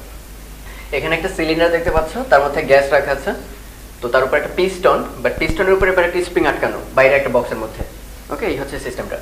তো এরপর আমরা তাপ প্রয়োগ করলাম, এই তাপ প্রয়োগ করার ফলে এটাকে এক্সপ্যান্ড করবে, এক্সপ্যান্ড করলে কি করবে? এই যে সিলিন্ডারটার যে পিস্টনটা সেটা একটু উপরে উঠবে, সেটা কতখানি উপরে উঠছে বলে দিছি, ডেল এক্স। ফলে কি হবে? এটা একটা চাপ দেবে স্প্রিং এর উপর, ফলে স্প্রিংটা সংকুচিত হবে ডেল এইচ পরিমাণে। দুইটা ডিফারেন্ট হবে বুঝতে পারতেছি, গ্যাস বাড়বে অল্প বা একটু বেশি, স্প্রিংকে চাপাবে অল্প একটু, তো এটা ডেল এইচ আর ওইটা হচ্ছে ডেল এক্স। আর স্প্রিং এর গুণাঙ্কটা দেওয়া আছে কে। কোয়েশ্চেন করছেন এই যে প্রেসার বাড়লো বা কমলো, ভলিউমের যে চেঞ্জ আসলো, সেই পিভি ডায়াগ্রামটা দেখতে কেমন হবে, আর এই যে গ্যাস দ্বারা কৃত কাজ কত হবে, কারণ গ্যাসটা এক্সপ্যান্ড করতেছে, আয়তন প্রসারিত করতে কাজ করা লাগে। তো আমরা একটু এভাবে ডিসক্রাইব করি। স্প্রিং এর থিওরিতে আমরা জানি একটা স্প্রিং এর জন্য যখনই এটা সংকুচিত হচ্ছে তখন পেছনে ফেরার জন্য সে একটা রিস্টোরিং ফোর্স বা প্রত্যয়নী বল পাবে, যেটা পরিমাণ কত সবসময় হবে স্প্রিং ধ্রুবক কে, আর কতটুকু সংকুচিত হয়েছে এখানে হচ্ছে ডেল এইচ পরিমাণ, ওকে। কিন্তু এটা কেন হচ্ছে? কারণ গ্যাস গিয়ে চাপ দিছে, ফলে সে ব্যাকওয়ার্ড একটা প্রেসার দিচ্ছে, ফলে গ্যাসের উপর চাপ বেড়ে গেছে। তাহলে সেই বাড়তি চাপ ডিপিটা কত হবে? এই ফোর্সটা divided by cross sectional area, কার এরিয়া? পিস্টনটার এরিয়া, ধরলাম আমরা এ, তো সেটা হচ্ছে K del H divided by A. কিন্তু আমাদের তো আসলে রিলেট করা লাগবে কার সাথে? কার? চাপের সঙ্গে আয়তনের, কিন্তু এখানে চাপের সঙ্গে দেখতে পাচ্ছি সরণের, তাই আমরা এখানে ক্ষেত্রফল দিয়ে যদি গুণ করে দিই উপরে নিচে, উপরে একটা ক্ষেত্রফল নিচে একটা ক্ষেত্রফল হলে এ স্কয়ার হয়ে গেল। এখন সুবিধাটা কি? আমরা জানি ক্ষেত্রফল ইনটু উচ্চতা, এটাই আসলে কি? আয়তন, ওকে। তাহলে আমরা এখানে লিখতে পারি কে ডিভি, এখানে ডিপি আছে ওখানে ডিভি লিখলাম, ডিভাইডেড বাই এ স্কয়ার। তাহলে রিলেশনটা খুব সুন্দর না? ওয়াই অক্ষে যদি ডিপি বসে মানে প্রেসারের চেঞ্জ, আর এক্স অক্ষে যদি ডিভি বসে ভলিউমের চেঞ্জ, আর কে বাই এ এগুলো তো আসলে কনস্ট্যান্ট। একটা স্প্রিং যেহেতু স্প্রিং ধ্রুবক একই থাকবে, আর যেহেতু পিস্টনের সাইজ চেঞ্জ হচ্ছে না, তাহলে ক্রস সেকশনাল এরিয়াটাও কনস্ট্যান্ট। তার মানে আমরা বুঝতে পারছি এটা আসলে dP proportional to dP, that is y equal to m x, এই ফর্মুলা। ওকে, তাহলে গ্রাফটা আসলে কেমন দাঁড়াবে? সাপোজ ইনিশিয়ালি এই পয়েন্টে আছে 1 নম্বর পয়েন্ট, সেখান থেকে এটা একটা স্ট্রেট লাইন হবে, 2 নম্বর পয়েন্টে চলে যাবে। এখানে প্রেসার, এখানে ভলিউম, এবং তাদের মধ্যে সম্পর্কটা লিনিয়ার। ভলিউম যত বাড়বে প্রেসার তত বাড়বে। এখন কোয়েশ্চেন করছে এটার ক্ষেত্রফল কত, কারণ কি দেখো ডিডব্লিউ আমরা জানি পিভি ডায়াগ্রাম এক্স অক্ষের সঙ্গে যে ক্ষেত্রফলটা তৈরি করে এটা। ওকে, তাহলে এটাকে আমরা ধরলাম v1, এটা ধরলাম v2, আর এটা হচ্ছে p1, এটা হচ্ছে p2। তাহলে এটা দেখতেই পাচ্ছি এটা ট্রাপিজিয়াম, ফলে ডিডব্লিউ হবে কি ক্ষেত্রফল হাফ, ট্রাপিজিয়ামের ক্ষেত্রফল কি হাফ, সমান্তরাল বাহুদের যোগফল এটা যোগ এটা, that is p1 plus p2 into উচ্চতা। তাহলে উচ্চতা কি হবে? এতটুকু। আর সেটা তো আমরা quite simple, v2 minus v1। এই হচ্ছে কৃতকাজের রাশি। তো এখানে দুইটা রুদ্ধতাপীয় কার্ভ দেখানো আছে, রুদ্ধতাপীয়। ওকে, পিভি ডায়াগ্রামে। এখন এই দুইটার মধ্যে একটা হচ্ছে হিলিয়াম গ্যাসের আর একটা হচ্ছে কার্বন ডাই অক্সাইড গ্যাসের। কোয়েশ্চেন হচ্ছে এদের মধ্যে কোনটা কে? অবজেক্টিভের জন্য বেস্ট কোয়েশ্চেন এগুলা। তো আমরা ইজিলি গেস করতে পারি, কারণ পিভি এর সাথে রিলেশনটা কেমন? PV to the power gamma সমান কনস্ট্যান্ট রুদ্ধতাপীয় প্রক্রিয়া। এখন গামার ভ্যালুর উপর ডিপেন্ড করবে কে কেমন অবস্থায় আছে। গামা আমরা জানি হিলিয়াম হচ্ছে 1 পারমাণবিক গ্যাস, তাহলে 1.67, আর ওদিকে কার্বন ডাই অক্সাইড 3 পারমাণবিক গ্যাস 1.33। একটু ঝামেলা আছে ওতে, ঝামেলাটা আমি একটু বলেই দিই। মানে অনেক বইয়ে থাকে যদিও কার্বন ডাই অক্সাইডে পরমাণু হচ্ছে 3টা, কিন্তু তাকে দ্বিপারমাণবিক হিসেবে অ্যাটিটিউড দেখায়, কারণ হচ্ছে সে একটা সরল রেখা। আর আমরা জানি সেই যে অক্সিজেন, এটাও একটা সরল রেখা। কিন্তু অন্যান্য যে গ্যাসগুলো আছে সেগুলো যদি ত্রিপারমাণবিক হয় সেগুলো ত্রিভুজ গঠন করে, অ্যাটলিস্ট সরলরেখা না। তাদের ক্ষেত্রে একমাত্র ডিগ্রি অফ ফ্রিডম এই জিনিসগুলো বাড়তি পাওয়া যায়, কিন্তু আমাদের ওটাও কনসার্ন না। যদি এটা ত্রিপারমাণবিক না হয় দ্বিপারমাণবিক হয়, সেটা কিন্তু 1.4, যেটা 1.67 এর চেয়ে কম। ওকে, তা আমাদের আপাতত এই আলোচনায় না যে আমরা ত্রিপারমাণবিক ধরে লিখলাম। তাহলে এখন আমরা বুঝতে পারতেছি হিলিয়ামের হচ্ছে গামা 1.67 বেশি, আর কার্বন ডাই অক্সাইডের গামাটা কম। তাহলে আমরা কি বলতে পারি? ওয়াই অক্ষে রাখলাম পি, দেখতে পাচ্ছি, আর ডান পাশে ভি কে নিয়ে গেলাম, তাহলে K V to the power minus gamma. সেই মাইনাস গামার ভ্যালু একবার হবে 2 এর কাছাকাছি 1.67, আর একবার আসবে 1.33। তাহলে কে বেশি হারে কমতেছে, এই যে গামা হারে কমে যাচ্ছে, V to the power minus gamma হারে কমে যাচ্ছে। তাহলে গামার ভ্যালু যার যত বেশি তত বেশি হারে কমে যাবে। তাহলে যেহেতু হিলিয়ামের গামাটা বেশি, তাহলে সে খারাপভাবে নামতেছে, মানে বেশি রেটে কমতেছে। অন দি আদার হ্যান্ড যেহেতু এখানে গামার মানটা কম, তাহলে সে স্লোলি কমতেছে। সো বুঝতে পারতেছি উপরটা হচ্ছে কার্বন ডাই অক্সাইডের আর এটা হচ্ছে হিলিয়াম গ্যাসের। তো এখানে আরেকটা পিভি ডায়াগ্রাম দেখতে পাচ্ছ, এবং দুইটা কার্ভ, এর মধ্যে যে কোনো একটা সমষ্ণ আর একটা হচ্ছে রুদ্ধতাপীয়। তো কোয়েশ্চন হচ্ছে যদি কার্ভের আদি অবস্থা সেম, মানে p1 v1, কিন্তু শেষ অবস্থায় খালি ভলিউমটা সেম, মানে এরও v2 এরও v2, বাট প্রেসার একটার বেশি আর একটার কম। কোয়েশ্চেন করছে কোন ক্ষেত্রে প্রেসার কম আর কোন ক্ষেত্রে কাজ কম। তো আমরা কোয়াইট সিম্পলি বের করতে পারি, কারণ পিভি ইকুয়াল টু কনস্ট্যান্ট হচ্ছে সমষ্ণ, আর PV to the power gamma equal to constant হচ্ছে রুদ্ধতাপীয়। তাহলে আমি যদি ওই পাশে নিয়ে যাই, তাহলে একটা হবে জাস্ট ব্যস্তানুপাতিক, পি সমানুপাতিক 1/v, আর একটা হবে গামা পাওয়ারের ব্যস্তানুপাতিক। যেমন গামার ভ্যালু যদি মনে মনে ধরে নিই 2, তাহলে এটা হচ্ছে দূরত্বের বর্গের ব্যস্তানুপাতিক, আমরা যেমন শুনছি ওরকম দূরত্বের বর্গের ব্যস্তানুপাতিক। তো এটা কমন সেন্স যে এক ঘাতে চেঞ্জ হবে স্লোলি, আর ডাবল ঘাতে কি বর্গ হারে চেঞ্জ হবে, মানে কমে যাবে বর্গ হারে, অনেক হাই স্পিডে কমতে থাকবে। তাহলে এটা খুবই কমন সেন্স, কোন ক্ষেত্রে প্রেসার কম হবে। তাহলে একই পরিমাণ ভলিউম যেহেতু দিছি, এবং বেশি হারে কমে কোনটা? রুদ্ধতাপীয়। তাহলে এটা হচ্ছে সেই রুদ্ধতাপীয় অ্যাডিয়াবেটিক, আর উপরটা হচ্ছে সমষ্ণ বা আইসোথার্মাল। তো ছবি দেখেই বোঝা যাচ্ছে এটার প্রেসার হবে বেশি আর নিচেরটার হবে প্রেসার কম। রুদ্ধতাপীয় ক্ষেত্রে প্রেসার কম। কোন ক্ষেত্রে কাজ কম সেটা আমরা বের করতে পারি, কারণ আমরা অলরেডি জানি কাজ হচ্ছে কি এই কার্ভের আন্ডারে যে ক্ষেত্রফলটা। তাহলে দেখতেই পাচ্ছি রুদ্ধতাপীয় ক্ষেত্রফলটা সমষ্ণের চেয়ে অনেক কম, কারণ সমষ্ণ কি উপর থেকে শুরু হবে। তাহলে এই অংশটা সমষ্ণের ক্ষেত্রে কিন্তু বাড়তি। সো আলটিমেটলি কোন ক্ষেত্রে কাজ কম হবে? রুদ্ধতাপীয় ক্ষেত্রে। তো এটা একটি ছোট প্রমাণ যে প্রমাণ করতে হবে যে গামা সমান 1 + 2/f। এফ এর পরিচয় হচ্ছে স্বাধীনতার মাত্রা বা ডিগ্রি অফ ফ্রিডম। এটা সম্পর্কে আমরা একটু ডিটেইল আলোচনা করতে পারি। যেমন তোমরা একটু জানো যে মনোঅ্যাটমিক বা এক পারমাণবিক গ্যাস হলে ডিগ্রি অফ ফ্রিডম 3, দ্বিপারমাণবিক হলে 5, আর 3 বা বহু পারমাণবিক হলে 6। ওকে, তো এটা আসলে গতিশক্তি কয় দিকে স্বাধীনভাবে সে দৌড়াতে পারে সেটার উপর ডিপেন্ড করে, যে এটা কি খালি রৈখিক গতিশক্তি, রৈখিক প্লাস ঘূর্ণন গতিশক্তি, ভাইব্রেশনাল, এই সব ব্যাপারের উপর ডিপেন্ডেন্ট। আর গামা তো আমরা দেশে বিখ্যাত টার্ম, মোলার অনুপাত গ্যাসের, CP/CV, এটা হচ্ছে গামা।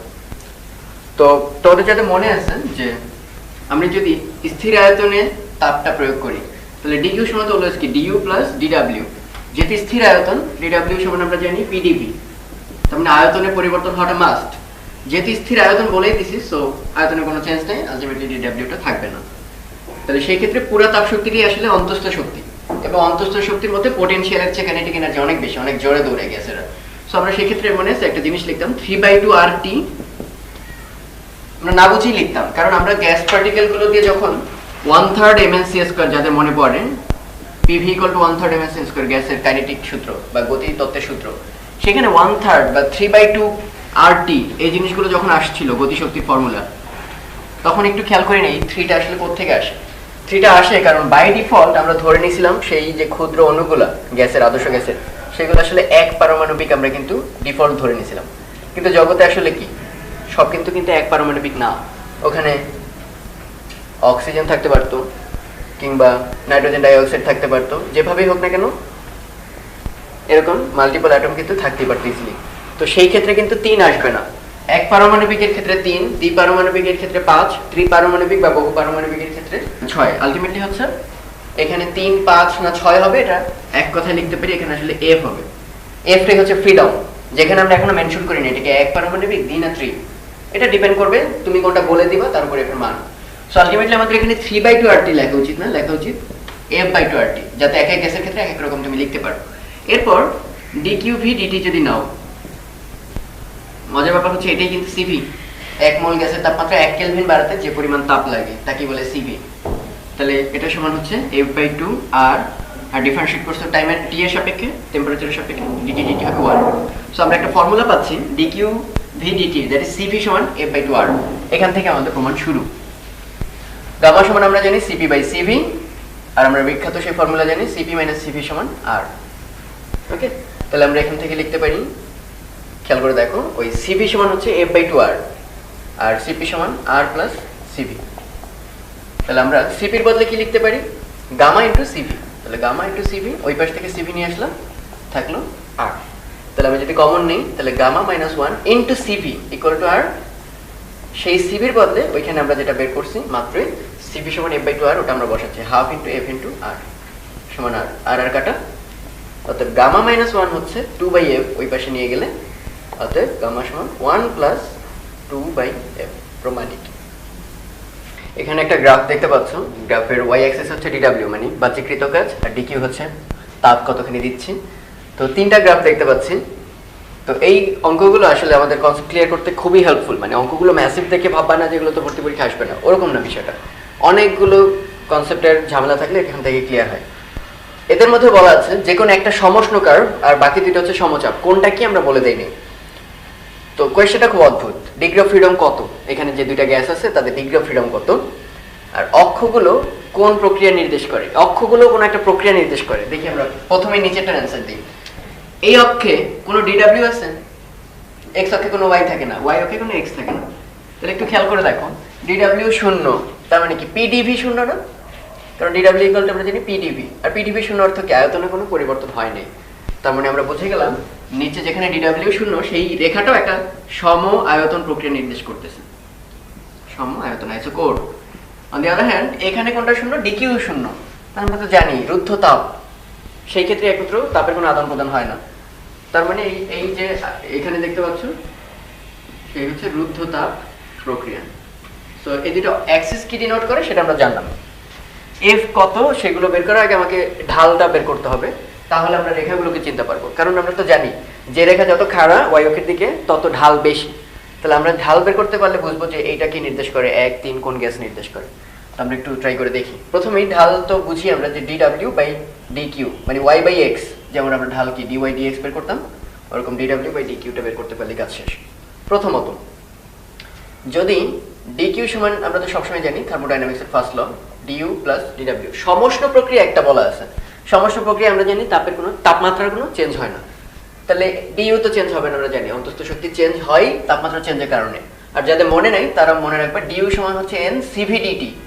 তো dt যদি কোনো চেঞ্জ না হয় তাহলে du টা হবে 0। তাহলে আমরা আসলে পাচ্ছি কি dq ইকুয়াল টু dw, অতএব dw divided by dq equal to 1, মানে ঢালটা আসলে 1, আর 1 ঢাল কত ডিগ্রির জন্য হয়? tan 45 degree. তার মানে এই যে গ্রাফগুলো দেখতে পাচ্ছ তার মধ্যে একটা কিন্তু আমরা বের করে ফেলছি, যেটা 45 চোখেই দেখা যাচ্ছে, একদম মাঝখান থেকে গেছে। তার মানে এই যে রেখাটা এটি হচ্ছে সেই বিখ্যাত সমষ্ণ রেখা। ওকে, তাহলে দেখো কোশ্চেনের ভাষা করে আমরা কিন্তু বুঝে গেছি এই তিনটা রেখার মধ্যে বলে দেওয়া নাই কোনটা সমষ্ণ কোনটা সমচাপ আর সম আয়তন, কিন্তু আমরা বের করে দেখলাম যে আসলে কোনটা। এবার বাকিগুলোর জন্য একটু বের করব। তো এবার আমরা দেখব সমচাপের ক্ষেত্রে ঢালটা কেমন আসে এবং সেটা কোন কোন গ্যাসের ক্ষেত্রে কেমন হবে, এক পারমাণবিক গ্যাসের ক্ষেত্রে কেমন হবে, বহু পারমাণবিক গ্যাসের ক্ষেত্রে কেমন হবে। তো সমচাপ প্রক্রিয়ার ক্ষেত্রে আমরা জানি সাপোজ dw, এটা সব ক্ষেত্রেই জানি dw সমান pdv। ওকে, আবার pv সমান আমরা কি জানি nRT। সমচাপ প্রক্রিয়ার ক্ষেত্রে p কনস্ট্যান্ট, ডিফারেন্সিয়েট করলে p dv, nr constant dt। Okay, তাহলে pdv এর বদলে আমরা লিখতে পারি nr dt। তো dw আমরা পেয়ে গেছি, এখন লাগবে dq। তো dq সমচাপ প্রক্রিয়া, তাহলে লিখলাম dqp। ওকে, তাহলে dq সমান আমরা কি জানি, সেই যে cp dt, যাদের মনে নেই cp সংজ্ঞাই ছিল এমন dqp ডিভাইডেড বাই dt। 1 মোল গ্যাসের জন্য 1 কেলভিন তাপমাত্রা বাড়াতে যে পরিমাণ তাপ দেওয়া লাগে তারই নাম হচ্ছে cp, প্রেসার যদি কনস্ট্যান্ট রাখো। তাহলে dw জানি, dq জানি, তাহলে ঢালটা হবে dw বাই dq, মানে dqp সমচাপ। তাহলে আমরা আলটিমেটলি পাচ্ছি nr dt divided by cp dt। Okay, তাহলে এখানে dt dt বাদ, তারপর এটা থাকলো। তো আমরা যেহেতু 1 মোল নিয়ে কাজ করতেছি, এখানে খেয়াল করছো আমরা এখানে কোনো n দেই নেই, তার মানে উপরেও nRT থাকবে না 1 মোলের জন্য, পুরো দুইটাই n মোলের জন্য লিখবো আর নাহলে দুইটাই 1 মোলের জন্য লিখবো, কাটাকাটি আলটিমেটলি। তো এখন এখান থেকে আমরা একটু ডিগ্রি অফ ফ্রিডম যেহেতু বের করতে বলছে, তাহলে আমরা আসলে এই আর সিভি এদের মধ্যে একটা রিলেশন আছে, তাহলে আমরা একটু কষ্ট করে আগাই যাতে ডিগ্রি অফ ফ্রিডমের একটা রাশিমালা বের হয়। So dw by dqp equal হচ্ছে r ডিভাইডেড বাই cp। এখন তোমরা আবার জানো যে গামা সমান সেই যে cp বাই cv, তার মানে এটাকে লেখা আছে গামা ইনটু cv। ওকে, তো cv কে আবার আমরা কি লিখতে পারি যাদের মনে আছে, cv সমান কিন্তু r divided by gamma minus 1, আমরা অনেকবার ইউজ করছি এই ফর্মুলা। তাহলে এখানে r divided by gamma minus 1, R R কাটা যাচ্ছে, তাহলে gamma minus 1 divided by gamma. তো আমরা একটু আগে তোমাদের প্রুফ করে দিয়েছিলাম যে গামা সমান 1 প্লাস 2/f, তাহলে গামা মাইনাস 1 হচ্ছে 2/f। ওকে, তাহলে গামা মাইনাস 1 হচ্ছে 2/f উপরে, আর নিচে গামা সমান হচ্ছে 1 প্লাস 2/f। তাহলে 2/f দিয়ে যদি ভাগ দিই, উপরে থাকবে হচ্ছে 1, এখানে থাকবে f বাই 2, নিচে থাকবে 1, 2 উপরে যাবে 2 ডিভাইডেড বাই 2 প্লাস f। এই হচ্ছে আলটিমেটলি ফর্মুলা। এবার ঢাল হচ্ছে ডিপেন্ড করবে ডিগ্রি অফ ফ্রিডম কার কত তার উপর। আগেরবার ঢাল কিন্তু অ্যান্সার আসছিল 1, মানে 45 ডিগ্রি। গ্যাসটা কেমন, মনোঅ্যাটমিক না ডায়াটমিক, এটার উপর ডিপেন্ডেন্ট না। বাট এবার খেয়াল করে দেখো, f যত বাড়বে ঢাল তত কমবে, কারণ বাম পক্ষে আছে ঢাল আর f আছে হরে। তাহলে f কার বেশি থাকে, এক অ্যাটমিকের ক্ষেত্রে আমরা জানি f হচ্ছে 3, আর দ্বি অ্যাটমিক বা বহু অ্যাটমিকের ক্ষেত্রে 4, 5, 6 এগুলো থাকবে। ওকে, 4টা না 5 আর 6। তাহলে আমরা বুঝতে পারতেছি দ্বিপারমাণবিক বা বহু পারমাণবিকের ক্ষেত্রে এগুলোর ভ্যালু হবে বেশি, ফলে ঢালটা হবে কম। তাহলে ঢাল যার যত কম হবে সে তত সরানো থাকবে, ঢাল যার যত বেশি হবে খারাপ থাকবে। সো 3 নাম্বার যে রেখাটা সেটা সবচেয়ে খারাপ। সো এটা হচ্ছে এক পারমাণবিক গ্যাস বা মনোঅ্যাটমিক গ্যাসের ক্ষেত্রে এক পারমাণবিক, আর এটা হচ্ছে বহু পারমাণবিক গ্যাসের ক্ষেত্রে। ওকে, তাহলে দেখো ম্যাথমেটিক্যালি আমরা বুঝতে পারবো কোন রেখাটা কি ডিনোট করে। মাঝের রেখাটা ডিনোট করবে সমষ্ণ রেখা, এই দুইটা ডিনোট করবে হচ্ছে সমচাপীয় রেখা। আর সেই সমচাপীয় রেখার মধ্যে কোনটা বহু পারমাণবিক কোনটা এক পারমাণবিক সেগুলো আমরা এখান থেকে বের করলাম সেই যে ফর্মুলাগুলো থেকে। এবার আবারও 3টা গ্রাফ, বাট এবার অক্ষগুলো আরেকটা আলাদা। এখানে হচ্ছে dt আর এখানে হচ্ছে dq, আগে ওখানে dw ছিল। তো কোয়েশ্চেন হচ্ছে এগুলো ডিফারেন্ট প্রক্রিয়া নির্দেশ করতেছে। এই যেমন আসলে এখানে রেখা কিন্তু 5টা, অক্ষ 2টা আর এখানে 3টা। ফার্স্ট কোয়েশ্চেন হচ্ছে অক্ষগুলো কোন প্রসেসকে ডিনোট করে। তাহলে আমরা আবার আগের মতো দেখি, dq অক্ষে dt 0, তাহলে dt 0 মানে তাপমাত্রার কোনো চেঞ্জ হয় নাই। সো আমরা বুঝে গেছি এই অক্ষটা হচ্ছে সমউষ্ণ, তাপমাত্রা কনস্ট্যান্ট, সমউষ্ণতা। অন দ্য আদার হ্যান্ড এখানে dq 0, কারণ এই অক্ষ হচ্ছে dq, তাহলে dq 0 মানে তাপ রুদ্ধ করে দিছি, সো এটা রুদ্ধতাপীয় প্রক্রিয়া। সো অক্ষ দুইটা কি আমরা এটা একদম ইজিলি গেস করতে পারলাম। এখন হচ্ছে ইন্ডিভিজুয়ালি 1, 2, 3 এদের মধ্যে প্রক্রিয়াও আলাদা, আবার গ্যাসও দুই প্রকার, মনোঅ্যাটমিক গ্যাস আর ডাইঅ্যাটমিক, দ্যাট ইজ এক পারমাণবিক গ্যাস আর দ্বিপারমাণবিক গ্যাস। এখন আমাদের ডিটারমিন করতে হবে কোন প্রক্রিয়াটা কোন রেখা দ্বারা নির্দেশিত হয়, কোন অ্যাটমের জন্য, এক পারমাণবিক না দ্বিপারমাণবিকের জন্য। তো তার আগে আমরা দেখি এটা ঢালটা কি নির্দেশ করে। তো আমরা ঢালটা নিয়ে একটু 1/ঢাল নিলাম, দ্যাট ইজ ডিকিউ ডিটি। তো যাদের মনে আছে যেটা যদি ডিকিউ পি হতো মানে স্থির চাপে, আর একটা হচ্ছে ডিকিউ ভি স্থির আয়তনে, এবং গ্যাস যদি 1 মোল নিতাম, তাহলে এটি আসলে সেই সিপি নির্দেশ করে, আর এটা নির্দেশ করে হচ্ছে সিভি। আর আরেকটা ব্যাপার হচ্ছে এখানে ডিকিউ বাই ডিটি যেটা, এটা কিন্তু ঠিক ঢাল না, এটা 1/ঢাল, 1/ স্লোপ। সো যার ক্ষেত্রে এই জিনিসটা যত বড় হবে তার ক্ষেত্রে ঢাল তত ছোট হবে, মানে সে তত শোয়ানো থাকবে। তাহলে আমরা সিপি বের করতে পারি, সিভিও বের করতে পারি, 1 অ্যাটমের জন্য 2 অ্যাটমের জন্য। তাহলে আমরা দেখি কোন ক্ষেত্রে কত সেটা। সিভি সিপি 1 অ্যাটমের জন্য যদি মনোঅ্যাটমিক হয় তাহলে এটা আমরা জানি 3/2 আর, আর ওই 1 অ্যাটমের জন্য সিপি হবে 5/2 আর, কারণ আমরা জানি সেই যে সিপি মাইনাস সিভি হচ্ছে আর। একইভাবে সিভি 2 অ্যাটমের জন্য হবে 5/2 আর, এবং তখন সিপি 2 অ্যাটমের জন্য হবে 7/2 আর। তো দারুণ একটা ব্যাপার খেয়াল করছি, রেখা আসলে আসা উচিত 4টা, 1 অ্যাটমের সিভি সিপি, 2 অ্যাটমের সিভি সিপি, কিন্তু এখানে এই দুইটা কিন্তু সেম ভ্যালু, 5/2 আর 5/2 আর। এই কারণে রেখা এখানে আসলে কয়টা? 3টা। তাহলে তো বুঝতেই পারতেছি আমরা 7/2, সিপি যত বড় হবে ঢাল তত ছোট হবে, কারণ সিপি হচ্ছে 1/ঢাল। তাহলে সবচেয়ে বড় হচ্ছে নিচেরটা, তাহলে তার ঢালটা হবে সবচেয়ে কম, তার মানে ওই রেখাটা হবে সবচেয়ে হেলানো। তাহলে আমরা বলতে পারি এটা হচ্ছে সিপি 2 অ্যাটমিক পরমাণুর ক্ষেত্রে। আর সবচেয়ে কম কোনটা? 3/2, তাহলে তার ঢাল হবে সবচেয়ে বেশি, তার মানে সবচেয়ে খারাপ হবে। তো এটা হচ্ছে সিভি মনো অ্যাটমিক গ্যাসের জন্য। আর আছে এটা একটা, এটা একই সঙ্গে সিপি নির্দেশ করে, সিভি নির্দেশ করে। সিভি নির্দেশ করে দ্বিপারমাণবিকের জন্য, সিপি নির্দেশ করে এক পারমাণবিক গ্যাসের জন্য। সো এই অঙ্কগুলো আসলে দারুণ, মানে গ্রাফ সলভ করতে গিয়ে আসলে আমাদের অনেকগুলো কনসেপ্ট চর্চা হয়ে যায়। একটি গ্যাস একটা স্টেট আছে, মানে একটা অবস্থা আছে 1, সেই অবস্থা থেকে 2 অবস্থায় যাচ্ছে, দুইটা প্রক্রিয়ায়। প্রথমে হচ্ছে সময়আয়তন পরে সমচাপ, অথবা প্রথমে সমচাপ পরে সময়আয়তন। তো 3টা কোয়েশ্চেন, সেটা হচ্ছে 2 ক্ষেত্রে কি ডিডব্লিউ মানে কাজের পরিমাণটা কি সেম থাকবে কিনা, প্রযুক্ত তাপের পরিমাণ সেম থাকবে কিনা, আর একটা হচ্ছে ডিএস মানে এনট্রপির চেঞ্জটা কি সেম থাকবে কিনা। তো আগে আমরা একটু ছবিতে দেখি আসলে ঘটনাটা কি।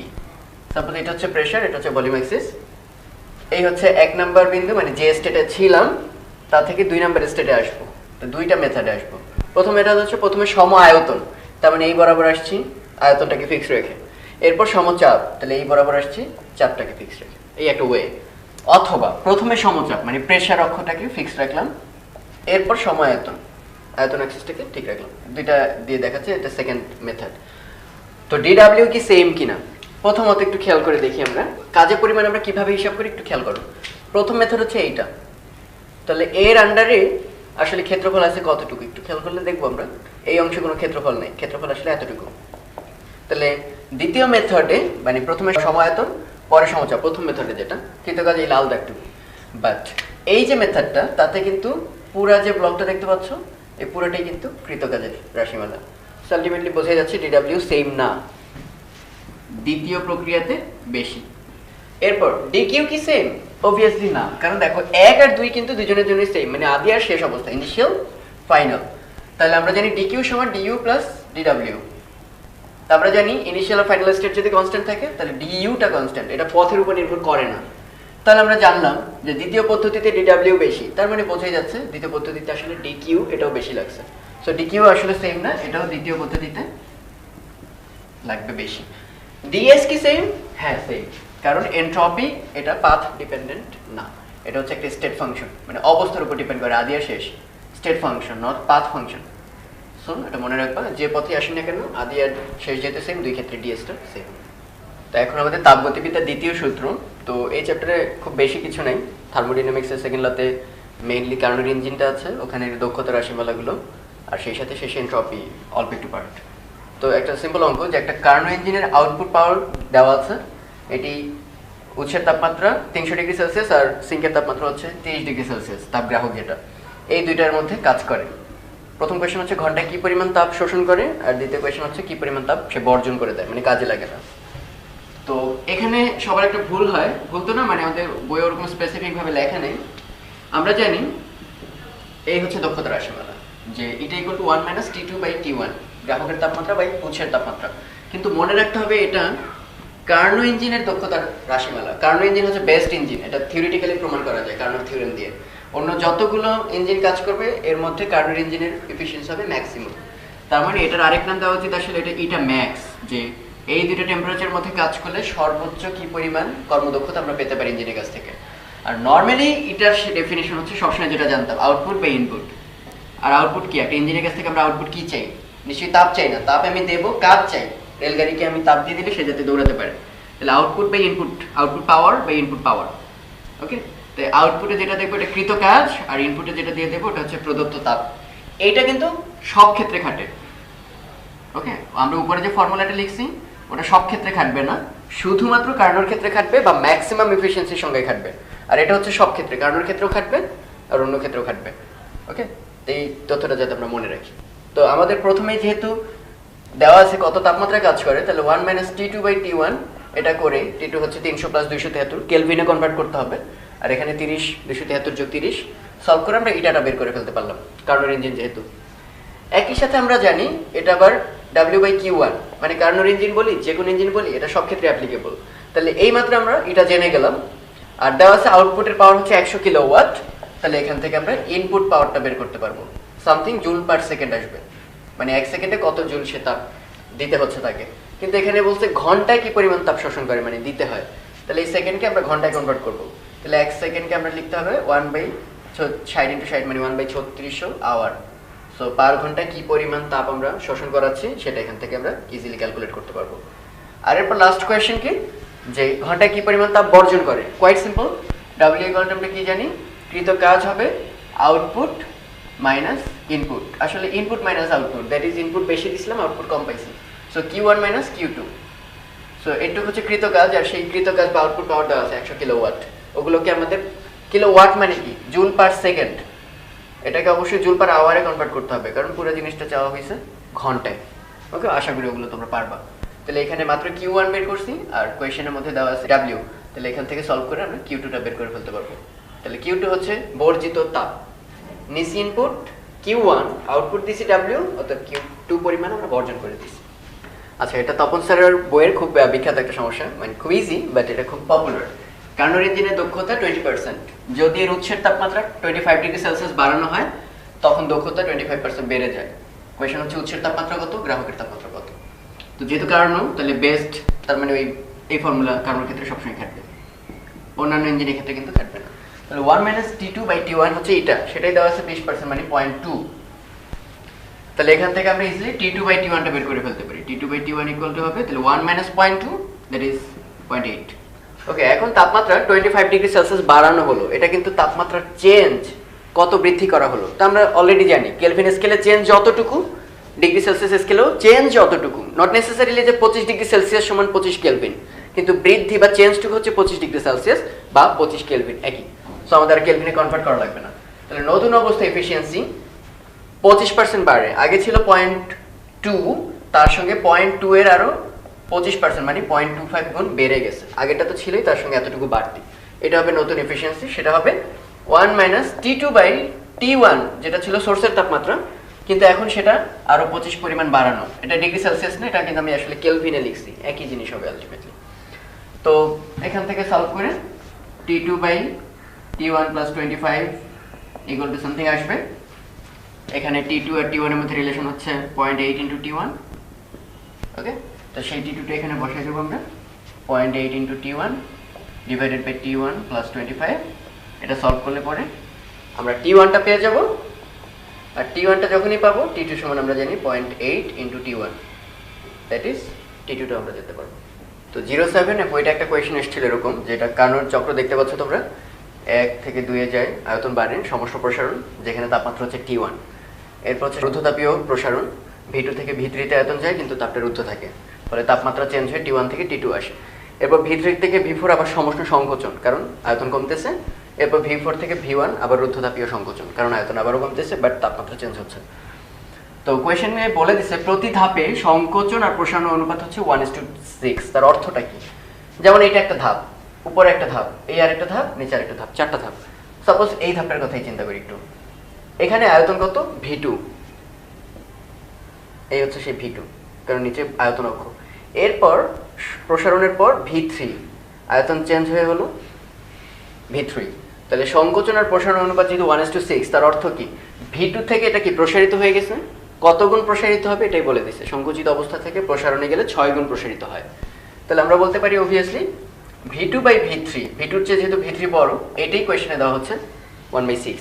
কেউ যদি বলে V1/V2, এটা হচ্ছে 1/6, অবভিয়াসলি হবে, কারণ প্রতি ধাপে সংকোচন আর প্রসারণ অনুপাত হচ্ছে 1:6। কেউ যদি বলে V3/V4, V3 বড় V4 ছোট, তাহলে সেটা কিন্তু 1/6 না, 6/1, কারণ বড় ডিভাইডেড বাই ছোট, বাট রেশিওটা হবে 6 গুণ। ওয়েল, আমরা এখন এটা নিয়ে কাজ করতেছি। কোয়েশ্চেনে T1 তাপমাত্রাটা দেওয়া আছে 327 ডিগ্রি সেলসিয়াস, এটাকে অবশ্যই আমাদের কেলভিনে নিতে হবে, আর বের করতে হবে T2 তাপমাত্রাটা আর এই কার্নোট ইঞ্জিনের এফিসিয়েন্সি। তাহলে আমরা কিভাবে বের করতে পারি, আমাদের ভলিউমের সম্পর্ক জানা আছে, টেম্পারেচার বের করতে হবে, এবং এই রেখাটা আমরা সবাই জানি এটা একটা রুদ্ধতাপীয় প্রসারণ। সো রুদ্ধতাপের ক্ষেত্রে আয়তন আর তাপমাত্রার মধ্যে সম্পর্ক আমরা সবাই জানি, T(V⁻⁻1 = কনস্ট্যান্ট। তাহলে এর অর্থ কি, শুরুতে টেম্পারেচার ছিল T1, ওই সময় আয়তন ছিল V2⁻⁻1, গামার ভ্যালু দেওয়া আছে 1.4 সমান, এরপর শেষে টেম্পারেচার হয়ে গেছে T2 আর আয়তন হয়ে গেছে V3⁻⁻1। ওকে, তাহলে আমাদের যেহেতু বের করতে হবে T2 সমান আমরা লিখতে পারি T1 * V2/V3⁻⁻1, আর V2/V3 given 1/6। তাহলে এটা সলভ করলে T1 * 1/6 two the power gamma হচ্ছে 1.4 - 1। ক্যালকুলেটর সলভ করবে, যেখানে T1 327 না, অবশ্যই 273 যোগ করে কেলভিন স্কেলে নিয়ে নিতে হবে। ওকে, আশা করি সলভ করতে পারবা। তাহলে এটা গেল টেম্পারেচার। এরপর তো এফিসিয়েন্সি বের করা quite easy. Carnot engine efficiency সমান আমরা জানি 1 ডিভাইডেড বাই সিঙ্কের তাপমাত্রা ডিভাইডেড বাই সোর্সের তাপমাত্রা। এখন এই মাত্র আমরা T2 জানলাম, কোয়েশ্চনে দেওয়া আছে T1 কত, এটা সলভ করলে আমরা এফিসিয়েন্সিটা বের করতে পারবো। এখানে একটা ইঞ্জিন 2100 কেলভিন আর 700 কেলভিনের মধ্যে ক্রিয়াশীল, মানে সোর্সের তাপমাত্রা আর সিঙ্কের তাপমাত্রা দেওয়া, যার দক্ষতা 40%। তো এটা একটু অদ্ভুত লাগতে পারে, তাপমাত্রা দেওয়া আবার দক্ষতাও দেওয়া, কারণ আমরা তো জানতাম কি এটা সমান হচ্ছে 1 - T2/T1। তো তাপমাত্রা দুইটা দেওয়া থাকলে তো আসলে দক্ষতা আমরাই বের করতে পারি, কিন্তু দারুণ ব্যাপার হচ্ছে দক্ষতা বের করলে ওটা 40% হবে না। তাহলে আসলে কি বলতে চাই, এই ইঞ্জিনটা আসলে কার্নোট ইঞ্জিন না, একটা দুর্বল ইঞ্জিন, কার্নোর চেয়ে কম দক্ষ। ওটাই কোয়েশ্চনে আসছে যে এটি কার্নোট ইঞ্জিনের শতকরা কত পার্সেন্ট, মানে কত পার্সেন্ট আসলে। তাহলে আমরা কার্নোট ইঞ্জিনের দক্ষতা সমান জানি, মাত্র যেটা লিখলাম 1 - T2/T1। তাহলে ওই যে ইঞ্জিনটা কাজ করতেছে সেইখানে যদি একটা কার্নোট ইঞ্জিন কাজ করতো, মানে সে সর্বোচ্চ পরিমাণ এফিশিয়েন্ট যদি হতো, তাহলে এটা অ্যান্সার আসতো এরকম যে 700 ডিভাইডেড বাই 2100। এটা সলভ করলে যেটা আসবে ওটা হচ্ছে সর্বোচ্চ দক্ষতা বা কার্নোট ইঞ্জিনের দক্ষতা, কিন্তু তার দক্ষতা হচ্ছে 40%। তাহলে আমরা মনে করি তার দক্ষতা, কার্নোট ইঞ্জিনের দক্ষতা, দ্যাট ইজ ম্যাক্সিমাম দক্ষতার X%। এটাও আমি জানি, মাত্র নির্ণয় করলাম, এটা জানি, তাহলে এখান থেকে এক্সটা আমরা বের করে ফেলতে পারবো। তো এই অঙ্কগুলো খুব পপুলার, এন্ট্রপির চেঞ্জের অঙ্ক। এই একটা পাত্রে আছে 15 ডিগ্রি সেলসিয়াস তাপমাত্রার 50 গ্রাম পানি, আর একটা পাত্রে আছে 40 ডিগ্রি সেলসিয়াস তাপমাত্রার 80 গ্রাম পানি। এদেরকে একত্রে মিশ্রিত করা হলো। তো মিশ্রিত করলে তো অবশ্যই কমন সেন্স কাজ করতেছে যে 15 ডিগ্রি সেলসিয়াসও তাপমাত্রা থাকবে না, 40 ডিগ্রিও থাকবে না, মিক্সড হয়ে মিক্সচারের একটা তাপমাত্রা হবে, মিশ্রণের তাপমাত্রা যেটাকে বলি। ফলে 15 থেকে হয়তো একজনের জন্য গরম হবে, সে অ্যান্সার আসছে সাপোজ 20, তাহলে এর কি তাপমাত্রা বাড়ছে, অন দ্য আদার হ্যান্ড এর 40 থেকে নেমে 20 আসছে। সো একজন এন্ট্রপি কমছে আর একজন এন্ট্রপি বাড়ছে। এই টোটাল চেঞ্জটা কত, এই মিশ্রিত করার ফলে এন্ট্রপির মোট চেঞ্জ কত, এই হচ্ছে আমাদের কোয়েশ্চেন। তো তার আগে আমাদের জানতে হবে মিশ্রণের পর তাপমাত্রা কত হয়েছে, কারণ তখনই আমরা বুঝতে পারবো তাপমাত্রার ভেরিয়েশনটা কত। তো আমরা সেই ছোটবেলায় ক্যালোরিমেট্রির অঙ্ক করতাম। ওকে, তাহলে এখানে m1 s1 del theta 1 equal two হবে m2 s2 ডেল থিটা 2। তো ক্যালোরিমেট্রির মূলনীতি থেকে তো আমরা এটা আগেই জানি যে গৃহীত তাপ সমান হচ্ছে বর্জিত তাপ। তো এখানে আমরা তো ইজিলি বুঝতে পারতেছি এর তাপমাত্রা কম, ফলে সে আরেকজনের কাছ থেকে তাপ নেবে, এর তাপমাত্রা বেশি, ফলে ওকে তাপ দেবে। সো গৃহীত তাপ হবে এর ভর m1 ধরলাম, m1 তার আপেক্ষিক তাপ, পানি আপেক্ষিক তাপ দুজনের সেম, ইন্টু ডেল থিটা, এখানে m2 s2 ডেল থিটা। এখন ডেল থিটাটা আসলে কি, ওখানে হচ্ছে 50 গ্রাম ছিল, 50কে আমরা কেজিতে লিখবো 50/1000। ওকে, এস হচ্ছে 4200, আর এই টেম্পারেচারটা থিটা 15-এর চেয়ে বড় কিন্তু 40-এর চেয়ে ছোট, মিশ্রণ যেহেতু এখনো স্টিল মানে লিকুইডে আছে, তাহলে আমরা লিখতে পারি থিটা - 15।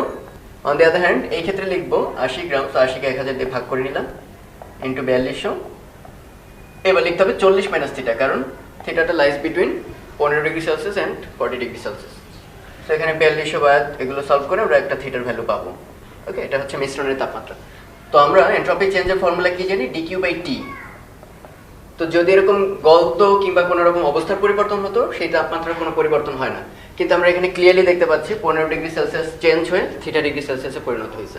তো এই ক্ষেত্রে কিন্তু আমাদের ফর্মুলাটা হবে এমন, ds S1 থেকে S2 পরিবর্তনটা, আর ওখানে হচ্ছে ms dt/T এর ইন্টিগ্রেশন T1 টেম্পারেচার থেকে T2।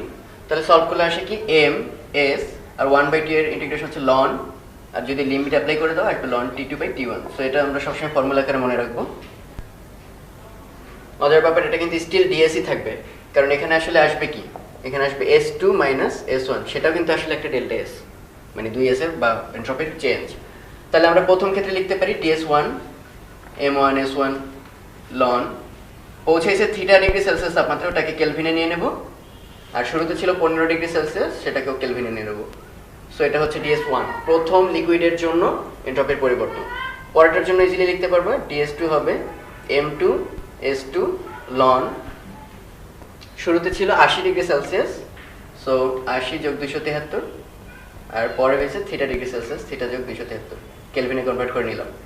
এরপরে ds1 আর ds2 একটা আসবে পজিটিভ আর একটা আসবে নেগেটিভ, ওদের সরাসরি যোগ করব, ভুলেও দুইটাকে প্লাস বানানোর চেষ্টা করবে না। এই যোগ করার পর যা থাকবে ওইটাকে অ্যান্সার বানানোর জন্য অ্যাবসলিউট ভ্যালু দিয়ে দিবা। ওকে, সাপোজ এমনি জাস্ট ফর एग्जांपल এটা 5 আসলো, ওটা 3 আসলো না, -3, তাহলে এই দুটো যোগ করবা সিম্পলি যোগ করার পর কত আসবে 2, তাহলে অ্যান্সার তো সরাসরি পজিটিভ আসছে, কোনো সমস্যা নেই। কিন্তু প্রথমটা যদি এমন আসতো, প্রথমটা -5 পরেরটা +3, তাহলে অ্যান্সার আসতো -2, ওই অ্যান্সারটাকে আমরা জাস্ট চেঞ্জ যেহেতু চাওয়া হয়েছে অ্যান্সারটাকে পজিটিভ বানায় 2 লিখবা। কিন্তু ভুলেও এই কাজ করা যাবে না, -5 কে আগে মডিউলাস দিবা, +3 কে মডিউলাস দিবা, ফলে অ্যান্সার কিন্তু চলে আসবে 5 যোগ 3 মানে 8। এটা থেকে বোঝা যাবে এর তাপমাত্রা আগের চেয়ে বাড়ছে, এটার তাপমাত্রা আগের চেয়ে বাড়ছে, কিন্তু ঘটনা কিন্তু তা না। ঘটনা হচ্ছে এর তাপমাত্রা বাড়ছে বাট ওর কমছে, ফলে একটা প্লাস আসবে আর একটা মাইনাস আসবে। এটা যদি সবাই মনে রাখি, ইন্ডিভিজুয়ালি কিন্তু কোনো রকম মডিউলাস দিবা না, অ্যান্সার আসার পর মডিউলাস দিয়ে একটা পজিটিভ অ্যান্সার লিখবা। তো এটা সুশান্ত স্যারের খুব সুন্দর একটা এক্সাম্পল, যে 0 ডিগ্রি সেলসিয়াস তাপমাত্রায় 5 গ্রাম পানি আছে, 50 ডিগ্রি সেলসিয়াস তাপমাত্রায় পানি নাই আর 5 গ্রাম সম্পৃক্ত বাষ্প, তার মানে ওই পানিগুলো এখন বাষ্প। এটা শুনে অনেকেই ভয় পায় যে 50 ডিগ্রিতে কেন বাষ্প, 100 ডিগ্রি সেলসিয়াস না কেন, বা এমন একটা কোয়েশ্চেন মাথায় ঘোরে। এখানে কিন্তু কোথাও চাপের কথা উল্লেখ করা নেই।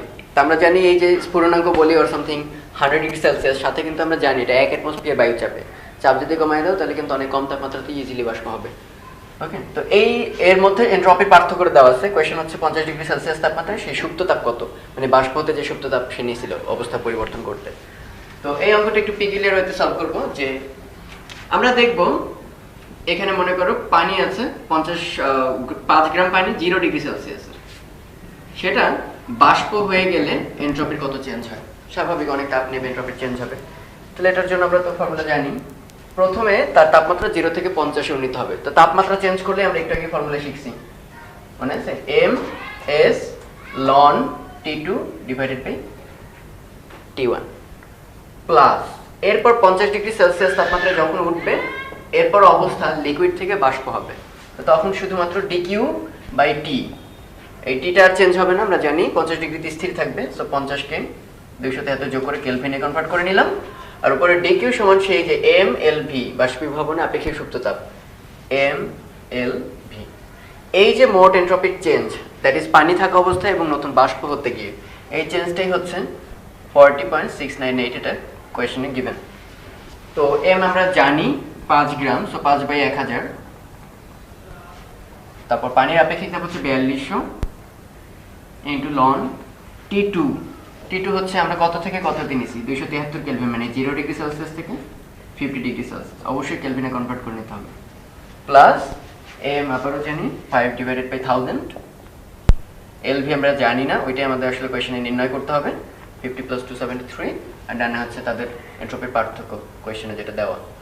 সো এই কোয়েশ্চেনে একমাত্র আননোন হচ্ছে LV, দ্যাট ইজ বাষ্পীভবনের আপেক্ষিক সুপ্ত তাপ, ওটা সলভ করলেই চলে আসবে। তো এখানে একটা টেস্ট টিউব আছে, টেস্ট টিউবের নিচে হচ্ছে বাতাস, যেটার দৈর্ঘ্য হচ্ছে 15 সেন্টিমিটার, আর মাঝখানে দেখতে পাচ্ছ একটা পারদের উচ্চতা দেওয়া আছে 30 সেন্টিমিটার। এই তলাটা এরকম রাউন্ড না, তলাটা এরকম সার্কুলারই ভাববা, মানে আমি আকাশ সুবিধার থাকছিলাম। আর ওপরটা বাতাস উন্মুক্ত।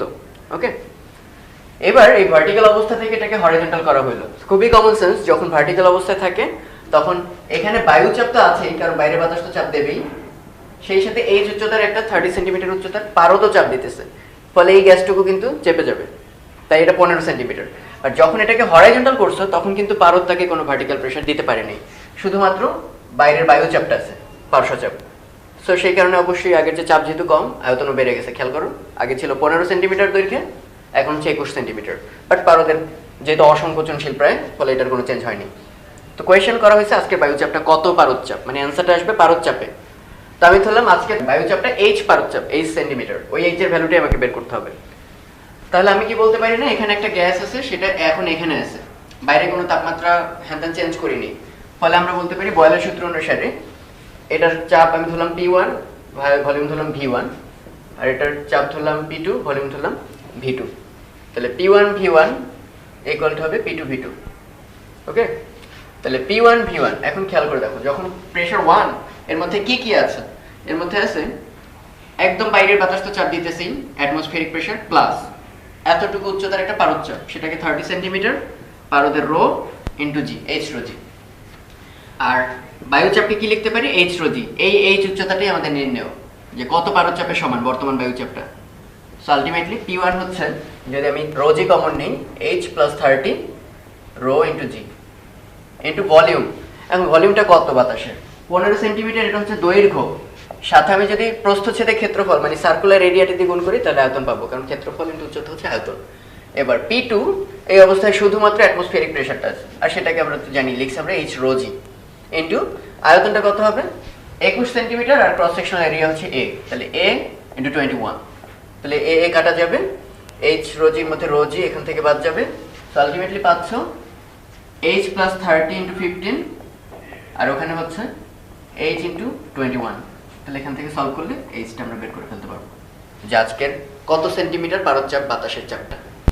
এটা বয়লের সূত্রে আরেকটা সুন্দর অ্যাপ্লিকেশন, যেরকম একটা টিউব, দুই পাশে সমান পরিমাণ বাতাস, মাঝে হচ্ছে 40 সেন্টিমিটার একটা পারদ লেংথ। তো দুই পাশে সমান পরিমাণ বাতাস আছে 30 সেন্টিমিটার, আর তাদের প্রেশার ধরলাম P। এরপর যখন ভার্টিক্যাল করবো, কমন সেন্স, পারদ একটা বাড়তি চাপ দেবে, তাহলে সেই চাপের কারণে আগে ছিল 30, এখন হয়ে গেছে 25।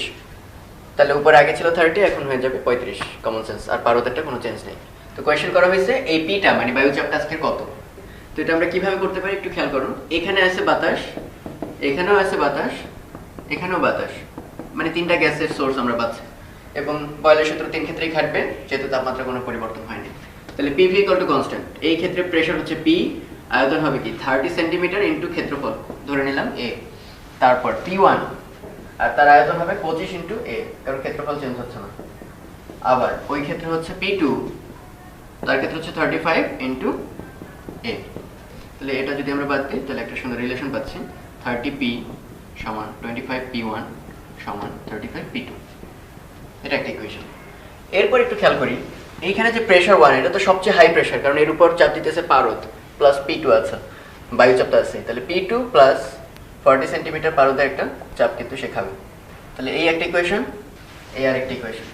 তো এই ইকুয়েশন আর ওই আগের ইকুয়েশন, এটা থেকে তোমরা সলভ করে পিটা বের করতে পারবা। ওকে, আর রো এর ভ্যালু 13.6, 10⁻³ ওটা দেওয়া থাকবে পারদের ঘনত্ব। তো বয়েলের আরেকটা খুব পপুলার অঙ্ক, এটা আমরা সবাই জানি, তাও একটু ডিফারেন্ট ওয়েতে দেখাচ্ছি আর কি। এখানে দেখো, নিচে হচ্ছে যখন থাকবে বাবলটা, তখন খুব খুব পিচি থাকবে, কারণ কমন সেন্সটা কি বলে, বায়ুর চাপটা কখনোই নষ্ট হবে না, বাতাসের চাপ তো থাকবেই, প্লাস এই এতখানি এই উচ্চতার পানির চাপও তাকে বের করতে হচ্ছে, ফলে আয়তন কমে যাবে, আমরা জানি বয়লের সূত্র থেকে। তো কোয়েশ্চেনটা এটাই করে, যেটা যখন এই উচ্চতা উপরে চলে আসে, তখন তো চাপ কমে গেল, ফলে আয়তন এসে বেড়ে যায়, n গুণ হয়ে গেছে আয়তন বেড়ে, আগে যদি V থাকে এখন হয়ে গেছে NV। তাহলে এই উচ্চতাটা কত, হ্রদের গভীরতা কত, তাহলে আমরা একদম ইজিলি বের করতে পারি P1 V1 সমান P2 V2। যেহেতু ওই বাবলের মধ্যে আছে গ্যাস, আর গ্যাসের ক্ষেত্রে বয়লের সূত্র অ্যাপ্লিকেবল যদি T কনস্ট্যান্ট থাকে। আর যদি T কনস্ট্যান্ট না থাকে, তাহলে মনে রাখবা P1 V1 বাই T1 সমান P2 V2 by T2, boil চার্লসের সমন্বয় সূত্র। তো দেখো, প্রথমে যখন আমরা এই পয়েন্টে আসি, তখন প্রেসার হবে বাতাসের চাপ প্লাস এইচ রো জি, ওই এত উচ্চতার পানির চাপ, ইনটু আয়তনকে ধরলাম V। আর যখন সারফেসে চলে আসছে, তখন খালি বাতাসের চাপ ইনটু আয়তন হচ্ছে N ইনটু V, আগের চেয়ে N আয়তনে বেড়ে গেছে। তাহলে এখানে ভি কাটলাম, তাহলে এই পাশে যদি পি অ্যাটমসফিয়ারটা নিয়ে আসি তাহলে n-1 পি অ্যাটমসফিয়ার, ওকে, আর এই পাশে থাকবে h rho g। তাহলে আলটিমেটলি আমাদের এইচটাই হচ্ছে টার্গেট ছিল, এইচ হচ্ছে তাহলে n-1 P atmosphere divided by rho into G. তো এটা একটা ছোট শর্টকাট আর কি, মনে রাখতে পারো চাইলে। এখানে এন এর পরিচয়ে ব্যাসার্ধ কত গুণ বাড়ছে তা কিন্তু না, এন হচ্ছে আয়তনে কত গুণ বাড়লো, আয়তনে কত গুণ হলো আদি আয়তনের। তো যদি কখনো কোয়েশনে বলা থাকে যে ওই গভীরতা থেকে এর সারফেসে যখন চলে আসে তখন ব্যাসার্ধ বা রেডিয়াস বাড়লো 2 গুণ, তখন কিন্তু n ইকুয়াল টু 2 না 2 কিউব। কারণ কি, আয়তন সমান আমরা জানি 4/3 গোলকের ক্ষেত্রে পাই আর কিউব। সো আয়তনটা ব্যাসার্ধ যদি 2 গুণ বাড়ে তার কিউব আকারে বাড়বে, দ্যাট ইজ n এর ভ্যালু হবে 2 কিউব বা 8 গুণ। ওকে, আশা করি পারবো। আর এখানে পি অ্যাটমসফিয়ার কিন্তু অ্যাটমসফিয়ার এককে বসাতে বলা হয়নি, এখানে বলা হয়েছে বাতাসের চাপ প্যাসকেল এককে নিবা যদি এসআই ইউনিট। রো তো পানি ঘনত্ব 1000 কেজি পার মিটার কিউব, জি 9.8। ওকে, আচ্ছা, তাপ গ্যাস চ্যাপ্টারে মেইনলি কি কি জায়গায় ভুল হয় ওই জিনিসগুলো আমরা একটু খেয়াল করি। আরএমএস বেগ এটা সমান, অনেকে এই ফর্মুলাটা আমরা জানি 3p/ρ, এই 1/3 mc² থেকে চলে আসে। তো এটা দেখে অনেকের মাথায় এরকম যদি একটা প্রশ্ন আসে যে প্রেসার যদি বাড়ানো হয় ডান পাশে তাহলে অবশ্যই কি বেড়ে যাবে বলে মনে হয়, আরএমএস বেগ বাড়বে। তো একটা কোয়েশ্চেন করলাম যে চাপ যদি বাড়ানো হয়, তাপমাত্রা কোনো চেঞ্জ করিনি, তাহলে আরএমএস বেগ বাড়বে কমবে নাকি একই থাকবে? উত্তর হচ্ছে একই থাকবে। যদিও মনে হচ্ছে এখানে ডান পাশে প্রেসার, এটা বাড়লে তো অবশ্যই এটা বাড়া উচিত, কিন্তু আসলে না, কারণ প্রেসার আর ঘনত্ব কিন্তু ইন্ডিপেন্ডেন্ট না। আমরা জানি সেই যে P1 V1/T1 সমান P2 V2/T2, তার বদলে আমরা লিখতে পারি কি P1/ρ1, কারণ আয়তন হচ্ছে ঘনত্বের ব্যস্তানুপাতিক, P2/ρ2 এটা একটা কনস্ট্যান্ট। তার অর্থ কি P/ρ আসলে একটা কনস্ট্যান্ট। খুবই কমন সেন্স না? তুমি যখনই প্রেসার বাড়াবা ওটা কি আরো ঘন হয়ে যাবে। তাহলে যদি প্রেসারকে 2 গুণ বাড়াও, সাপোজ এখানে 2 টাইমস, আগের তুলনায় 2 টাইমস, সাথে সাথে সে আরো 2 গুণ ঘন হয়ে যাবে। সো আলটিমেটলি এই 2 এর কোনো ইম্প্যাক্ট কিন্তু আসলে আর নাই, তাই আরএমএস বেগ আসলে চেঞ্জ হবে না। তাহলে আরএমএস বেগ চেঞ্জ হয় কার উপর সেটাও কিন্তু আমরা ফর্মুলা থেকে জানি। সিআরএমএস সমান, আবার আমরা এটাকে একটু চেঞ্জ করে লিখতে পারি 3RT/m, যাদের মনে আছে। তাহলে দেখো এখানে 3Rm এর উপর কোনো হাত নেই, একটাই পার্টিকেল সাপোজ নাইট্রোজেন, তাহলে তার m ফিক্সড, আর আমরা জানি সর্বজনীন মোলার গ্যাস ধ্রুবক, সো ওটা ফিক্সড। তাহলে শুধুমাত্র আরএমএসটা কার উপর চেঞ্জ হয়, is a function of temperature. So আমি যদি একমাত্র তাপমাত্রাকে চেঞ্জ করতে পারি তখনই আরএমএস বেগ চেঞ্জ হবে, আদারওয়াইজ না। ওকে, এই জন্য যদি কোয়েশ্চেন করা হয় যে যদি তাপমাত্রা ফিক্সড রাখা হয় তাহলে প্রেসার বাড়ালে কি হবে, অবভিয়াসলি আরএমএস বেগের কোনো চেঞ্জ হবে না। তো আরো একটা ফর্মুলা আমরা সবাই জানি, কাইনেমেটিক্স থেকে আসছে যে 1/3 mc², PV = 1/3 mc²। তো এখান থেকে আমরা সেই যে দেখাতে পারি 3PV = mnc², যেটাকে আসলে কি একটা অনুর ভর ইনটু অনুর সংখ্যা, দ্যাট ইজ ক্যাপিটাল M লেখা যায়। এখানে যদি হাফ mc² লিখি ইনটু 2 লিখি তাহলে এটা হচ্ছে গতিশক্তি। তাহলে গতিশক্তি আর ওই 2 যদি এই পাশে পাঠিয়ে দিই তাহলে 3/2 PV, এরকম একটা ফর্মুলা আমরা জানি। এখান থেকেও মনে হতে পারে যে এই কাইনেটিক এনার্জিটা ডিপেন্ড করে প্রেসার কিংবা আয়তনের উপর, মোটেই তা না কিন্তু আসলে। একটু আগে যেমন দেখে মনে হচ্ছিল প্রেসারের উপর আরএমএস বেগ চেঞ্জ হয়, এখানেও তা না। কিভাবে? PV = আমরা জানি আবার nRT, তাহলে আমরা লিখতে পারি 3/2 nRT। তাহলে মোল সংখ্যা তারপর আর এগুলো হচ্ছে ধ্রুবক, তাহলে আসলে আমাদের উপর ডিপেন্ড করতেছে শুধু তাপমাত্রার উপর। তাপমাত্রা যদি ফিক্স থাকে গতিশক্তি ফিক্স, তাপমাত্রা চেঞ্জ হলে গতিশক্তি চেঞ্জ হবে। তো আরেকটু বিষয় আমরা একটু জেনে নিই, এটা হচ্ছে 1 মোলের জন্য যদি লিখতাম তাহলে n এর জায়গায় 1 বসাই দিতে পারতাম এবং 3/2 RT। 1 মোলে আসলে কয়টা অ্যাভোগাড্রো সংখ্যক, তাহলে আমি যদি বলতাম একটা অণুর গতিশক্তি বা গড় গতিশক্তি E/bar বার, তাহলে কি হতো, অ্যাভোগাড্রো সংখ্যকের গতিশক্তি হচ্ছে 3/2 RT, 1 মোল মানে অ্যাভোগাড্রো সংখ্যক, অতএব একটার হবে অ্যাভোগাড্রো সংখ্যা দিয়ে ভাগ। তাহলে এই যে R/n এটার একটা সুন্দর নাম আছে আমরা জানি, K, বোল্টজম্যান কনস্ট্যান্ট। তাহলে অণুর গড় গতিশক্তিটা শুধুমাত্র তাপমাত্রা ফাংশন, এটা দেখে আমাদের তেমন কোনো ইন্সপিরেশন লাগে না যে পোলার কি আছে, বাট মাইন্ড ইট, অদ্ভুত না যে যে কোনো অণু হোক না কেন, নাইট্রোজেন নিলাম সাপোজ, ওদিকে নিলাম সাপোজ অক্সিজেন বা কার্বন ডাইঅক্সাইড, আরো বড় বড় মলিকিউল, হ্যাঁ, কিন্তু আমি বলতেছি তাপমাত্রা যদি দুজনেরই সাপোজ 30°C হয় তাহলে তাদের গতিশক্তি নাকি সেম। এটা কেমন কথা, একজনের ভর বেশি আরেকজনের ভর ছোট, তাহলে গতিশক্তি কেন সেম হবে? তো এটা আসলে ইনটুইটিভলি গেস করা যায় যে এমনটা হওয়ারই কথা, কারণ গতিশক্তির মধ্যে আসলে আছে কি হাফ mv², মানে ম্যাস আছে আর ভেলোসিটি আছে। তাহলে একটু খেয়াল করো, যাদের ভর কম তাদের আবার বেগ কিন্তু বেশি, আবার যাদের ভর বেশি তাদের বেগ কিন্তু আবার কি কম। এটা কিভাবে জানলাম? এই যে সিআরএমএস, তাদের যে বেগ সমান √3RT/m, তার মানে তাপমাত্রার সাথে ফাংশন অবশ্যই বুঝলাম, সেই সাথে কিন্তু ভরের ব্যস্তানুপাতিক। তার অর্থ যার ভর যত বেশি তার বেগ তত কম, যার ভর যত ছোট তার বেগ তত বেশি। তাহলে এটা তো খুবই কমন সেন্স, পিচ্ছি অণুগুলোর বেগ থাকবে বেশি যাতে করে হাফ mv² বড় হয়, আবার বড় যেটা তুমি ভাবতেছিলে গতিশক্তি বেশি হয়ে যাবে, তার আবার বেগ কম, যাতে করে গতিশক্তি আবার আগের মতোই থাকে। সো গতিশক্তির আসলে কোনো চেঞ্জ নেই। তাই আমরা বললাম তাপমাত্রা যদি কনস্ট্যান্ট থাকে, এটা যে কোনো মলিকুলের ক্ষেত্রেই, nitrogen, carbon dioxide or whatever may be the case, সবার গড় গতিশক্তি বা প্রত্যেকটা অণুর গতিশক্তি থাকবে সেম। আচ্ছা, শিশিরাঙ্ক নির্ণয়ের যে অঙ্কগুলো, ওগুলো কিন্তু খুব ইম্পর্টেন্ট। তো আমরা এখানে এই মেথডটা কমপ্লিটলি শর্ট হেয়ার্ড, মানে আমি প্রথম ক্লিয়ারলি বুঝতে পারছি বা আন্ডারস্ট্যান্ডিংটা ক্লিয়ার হয়েছে এই উদাহরণটা পর। তো তোমাদেরও আশা করি এটা খুবই হেল্পফুল হবে, যেন আমি মেনশন করলাম। এখানে একটা বক্স চিন্তা করো, সেই বক্সের মধ্যে জলীয় বাষ্প, আমরা খাবার বললেই বুঝবো জলীয় বাষ্প, ওকে। আর যখন খেতে পারে কতটুকু, তখন বুঝবো ভুঁড়ির সাইজ। যার ভুঁড়ির সাইজ যত বেশি, সে তত বেশি খেতে পারে। তাহলে একটু এভাবে চিন্তা করি যে একটা পাত্রের মধ্যে, বদ্ধ পাত্র, এর মধ্যে 8 কেজি খাবার আছে, মানে জলীয় বাষ্প, আর সে টোটাল খেতে পারে 10 কেজি, এরপর তার পেট ভরে যায়। তাহলে এই অবস্থায় সে কিন্তু এখনো সম্পৃক্ত বা স্যাচুরেটেড হয়নি, মানে আর খেতে পারবে না, এই অবস্থাটা আসেনি। তাহলে আমরা আপেক্ষিক আর্দ্রতা সমান শিখছি কতটুকু আছে ডিভাইডেড বাই কতটুকু খেতে পারে, আর সবকিছু ঘটতেছে কত সেলসিয়াস তাপমাত্রায়, 30-তে। তাহলে হচ্ছে 8/10 × 100%, দ্যাট ইজ বর্তমানে তার 80% সন্তুষ্টি। তার মানে আর 20% খাওয়াই দিলেই সে সম্পূর্ণ সন্তুষ্ট হতে পারতো, ক্ষুধা থাকতো না। তো এখন তার ক্ষুধা মুক্ত করা হচ্ছে আমাদের মিশন। সেটা কয়ভাবে পসিবল? দুইটা ওয়েতে। ফার্স্ট মেথড হচ্ছে, সে যেহেতু আরো 2 কেজি বাড়তি খেতে পারে, দিয়ে দিলাম বাইরে থেকে, ওকে, এখান থেকে ফোটা করে তার 2 কেজি বাড়তি খাবার দিলাম। সো এখন তার পেটে আসেও 10 কেজি, 30 ডিগ্রি সেলসিয়াস কিন্তু কোনো চেঞ্জ করিনি, খেতে পারেও 10 কেজি। তাহলে এখানে আমাদের রিলেটিভ হিউমিডিটি বা আপেক্ষিক আর্দ্রতা হবে 10/10, আছে বাই খেতে পারে কত, 100%। তাহলে এই হচ্ছে সম্পৃক্ত অবস্থায় চলে আসছে। কিন্তু মাইন্ড ইট, সম্পৃক্ত অবস্থা বলার আগে তাপমাত্রা মেনশন করতে হবে। 30 ডিগ্রি সেলসিয়াস তাপমাত্রায় পেট ভরে গেছে। বাট আরেকটা মেথড আছে, এবং তোমাদের সেটা মনেও আছে, সেটা হচ্ছে ম্যারাডোনার কথা চিন্তা করে দেখো। ম্যারাডোনা কিন্তু অনেক খেতে পারতো, ফলে তাকে অনেক খেতে হইতো, ফলে তার ভুঁড়ি সাইজ ডে টু ডে বাড়তেছিলই। তো তাকে ওইভাবে আমরা কন্ট্রোল করতে পারিনি যে খাবার দেওয়া বন্ধ করে দেবো, কারণ সে, তার চাহিদা অনেক বেশি। তাই ডাক্তাররা কি করলো, তার ভুঁড়ি সাইজটাই কি কমাই দিল, পাকস্থলীর সাইজ কিন্তু কমানো হয়েছিল, তোমরা যারা জানো। তাহলে এটা হচ্ছে আরেকটা মেথড, যে ম্যারাডোনা মেথড। আমরা চাইলে তার খাওয়ার ক্ষমতাটাই কি কমাই দিই, তাতে ক্ষুধা আর লাগবে না। কিরকম? আমরা তাপমাত্রা 30 থেকে 20-এ নামিয়ে নিয়ে আসলাম। এর অর্থ হচ্ছে তার খাওয়ার ক্ষমতা বা সামর্থ্য আমরা কমাই দিলাম। কিরকম? আগে খেতে পারতো 10 কেজি, এখন এই তাপমাত্রাতে আর 10 কেজি খেতে পারে না, যা আছে তা দিয়ে সে খুশি। 8 কেজি, আর আছেও কত, 8 কেজি। তাহলে এই অবস্থায় তার আপেক্ষিক আর্দ্রতা কিন্তু 10/10 না, 8/8 × 100%, মানে আবারও 100%, বাট এবারও সাথে মেনশন করতে হবে কত ডিগ্রি সেলসিয়াস তাপমাত্রায়, 20 ডিগ্রি সেলসিয়াস তাপমাত্রা। তাহলে আসলে তাপমাত্রা ব্যাপারটা এমন এক জিনিস, তাপমাত্রা যত বাড়বে তত খাওয়ার সামর্থ্যটা বাড়বে। এবং এটা কিভাবে গেস করা যায় একটু খেয়াল করে দেখো। এটাও সরকারের একটা সুন্দর থিওরি, পিছে যান থিওরি। হ্যাঁ, এটা মনে রাখবে শব্দটা। বাসের কন্ডাক্টর যেমন পিছে যান এরকম বলতে থাকে, এখানে আসলে ঘটনাটা তাই। এইটা সাপোজ বাসের গেট, তাহলে এই গেটের সামনে দেখবা অনেক মানুষ দাঁড়ানো থাকে। দেখে মনে হয় বাইরের কোনো দর্শক আসলেই বা যে উঠতে যাবে যাত্রী ভাববে গেটেই দাঁড়ানোর জায়গা নেই, তাহলে ভেতরে সিট তো পুরো ব্লকড। বিষয়টা কিন্তু এমন না, কারণ সবাই গেটের কাছে এসে নাইমা যেতে চায় সহজে, ফলে এখানে দেখা গেল 2-3টা সিট ফাঁকা, কিন্তু তারা ওই সব গেটের কাছে ভিড় করে। এই ঘটনাটা পিছে যান থিওরিতে কিভাবে ব্যাখ্যা করা যায়? কন্ডাক্টর যখন বলে পিছে যান, মাইটের দেয়, শক্তি প্রয়োগ করে, তখন এরা ধীরে ধীরে পিছনে যায়, পিছনের জায়গাগুলো ব্লক করতে থাকে। ফলে আসলে অ্যাপারেন্টলি মনে হচ্ছিল কিন্তু এখানে আর কোনো জায়গা নেই, কিন্তু এখন কিন্তু ইজিলি আমি এখান থেকে ঢুকতে পারবো। জলীয় বাষ্পের ক্ষেত্রে কনসেপ্ট এমন।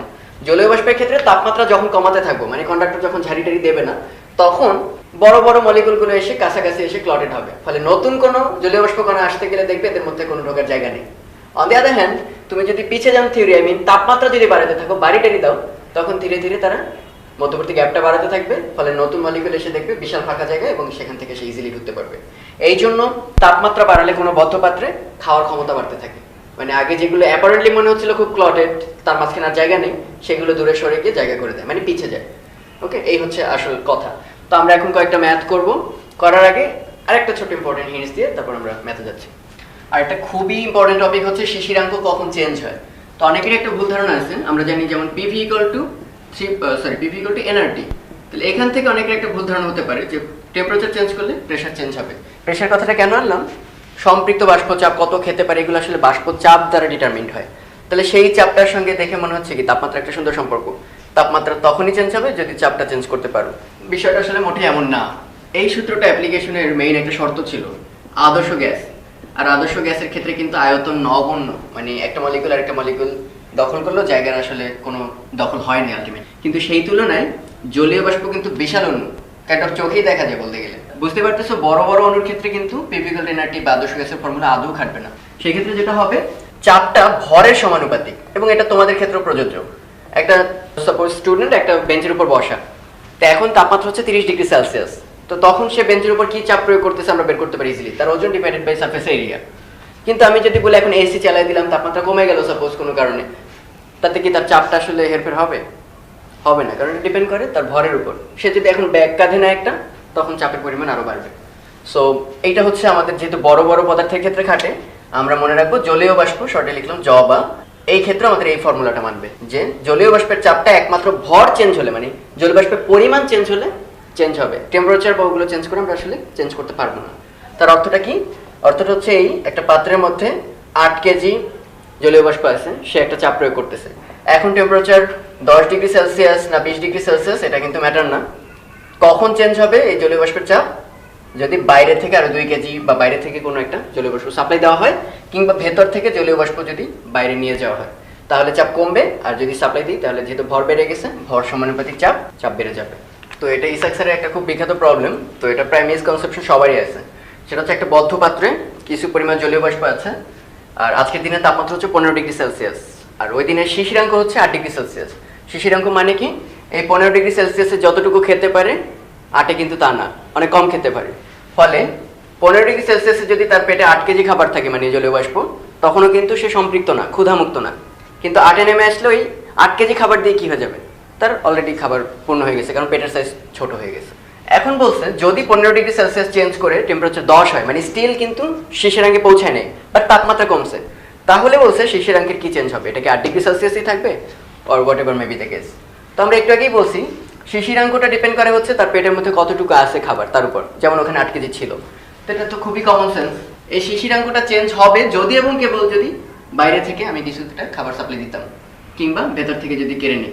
বাইরে থেকে যদি সাপ্লাই দাও তাহলে শিশিরাঙ্ক বেড়ে যাবে, আর ভেতর থেকে নিয়ে গেলে আরো চাপানো যাচ্ছে, তখন আরো কমে যাবে শিশিরাঙ্ক। বাট যেহেতু এখানে বদ্ধপাত্র কোনো চেঞ্জ করি নেই, তাহলে এখানে আসলে শিশিরাঙ্কের কোনো চেঞ্জ হবে না, শিশিরাঙ্ক চেঞ্জ হবে না। এটা অনেকেই মিসকনসেপশন কাজ করে, কারণ ইসাক স্যারের বইয়ে লেখা P1/T1 = P2/T2। মাইন্ড ইট, এই ফর্মুলাগুলো জলীয় বাষ্পের ক্ষেত্রে আমরা খাটাবো। জলীয় বাষ্পের ক্ষেত্রে চাপ শুধুই ভরের সমানুপাতিক। তো আজকের দিনে তাপমাত্রা দেওয়া আছে 20 ডিগ্রি সেলসিয়াস, একটা বদ্ধ পাত্রে কিছু পরিমাণ জলীয় বাষ্প রাখা। তো বলে দিছে এই 20 ডিগ্রি সেলসিয়াসে এটা পুরোপুরি সম্পৃক্ত হয়নি, মানে সে আরো কিছু খেতে পারে। তাহলে কত খেলে সে সম্পৃক্ত হবে? 20 ডিগ্রি সেলসিয়াসে 17.5 মিলিমিটার পারদ যদি দিতে পারো, তার মানে এর চেয়ে কম আছে এখন। ওকে, ফলে তার আর মানে আপেক্ষিক আর্দ্রতা 30%, বোঝা যাচ্ছে আরো 70% খাবার বাড়তি খাইলে সে 100% সম্পৃক্ত হতো। তো যেহেতু R1 দেওয়া আছে, আমরা সবসময় ফর্মুলাটা কি জানি? R1 সমান কি আছে ডিভাইডেড বাই কতটুকু খেতে পারে ওই তাপমাত্রায়, তো ইনটু 100%। তাহলে এটা সলভ করতে পারবা। R1 30, এখানে 100, F1 জানা আছে 17.5, তাহলে এখানে সলভ করলে F1 পেয়ে যাবো। F1 এর পরিচয় কি? ওর মাঝে কতটুকু জলীয় বাষ্প আছে, তার চাপ কত মিলিমিটার পারদ চাপ, মানে সে কতটুকু আছে, কতটুকু খেতে পারে হচ্ছে এটা, আর কতটুকু আছে হচ্ছে স্মল f1, শিশিরাঙ্কে সম্পৃক্ত। এখন খেয়াল করে দেখো, যেহেতু বাইরে থেকে কোনো পাত্র ছিদ্র করে সাপ্লাই দেয়নি কিংবা ভেতর থেকে নিয়ে আসি নাই, ফলে কতটুকু পেটে ছিল সেটা কিন্তু স্টিল থেকেই যাবে। তার মানে পরে কতটুকু আছে সেটাও কিন্তু আসলে আগে কতটুকু ছিল তারই সমান। ফলে নতুন অবস্থায় আপেক্ষিক আর্দ্রতা কত হবে সেটা বলে দিছে। কিন্তু তাপমাত্রা যেহেতু 20 ডিগ্রি সেলসিয়াস নাই, 10 ডিগ্রি সেলসিয়াস, সেহেতু খেয়াল করে দেখো আগে খেতে পারতো 17.5 কেজি সাপোজ, এখন সেখানে পাচ্ছে 9 কেজি। Common sense. ঠান্ডা করে দিলে আসলে কি পেটের সাইজ কমান, ফলে তার খাবারের সামর্থ্য কমে যাচ্ছে। ফলে R2 হবে F2 divided by capital F2, কতটুকু আছে কতটুকু খেতে পারে। তো কতটুকু আছে সেটা তো আমরা ওই অঙ্কেই বের করছি, ওটা আগের সমানই থাকবে। আর F2 হচ্ছে 9.2 মিলিমিটার। সলভ করলেই নতুন অবস্থায় হিউমিডিটি আমরা পেয়ে যাব।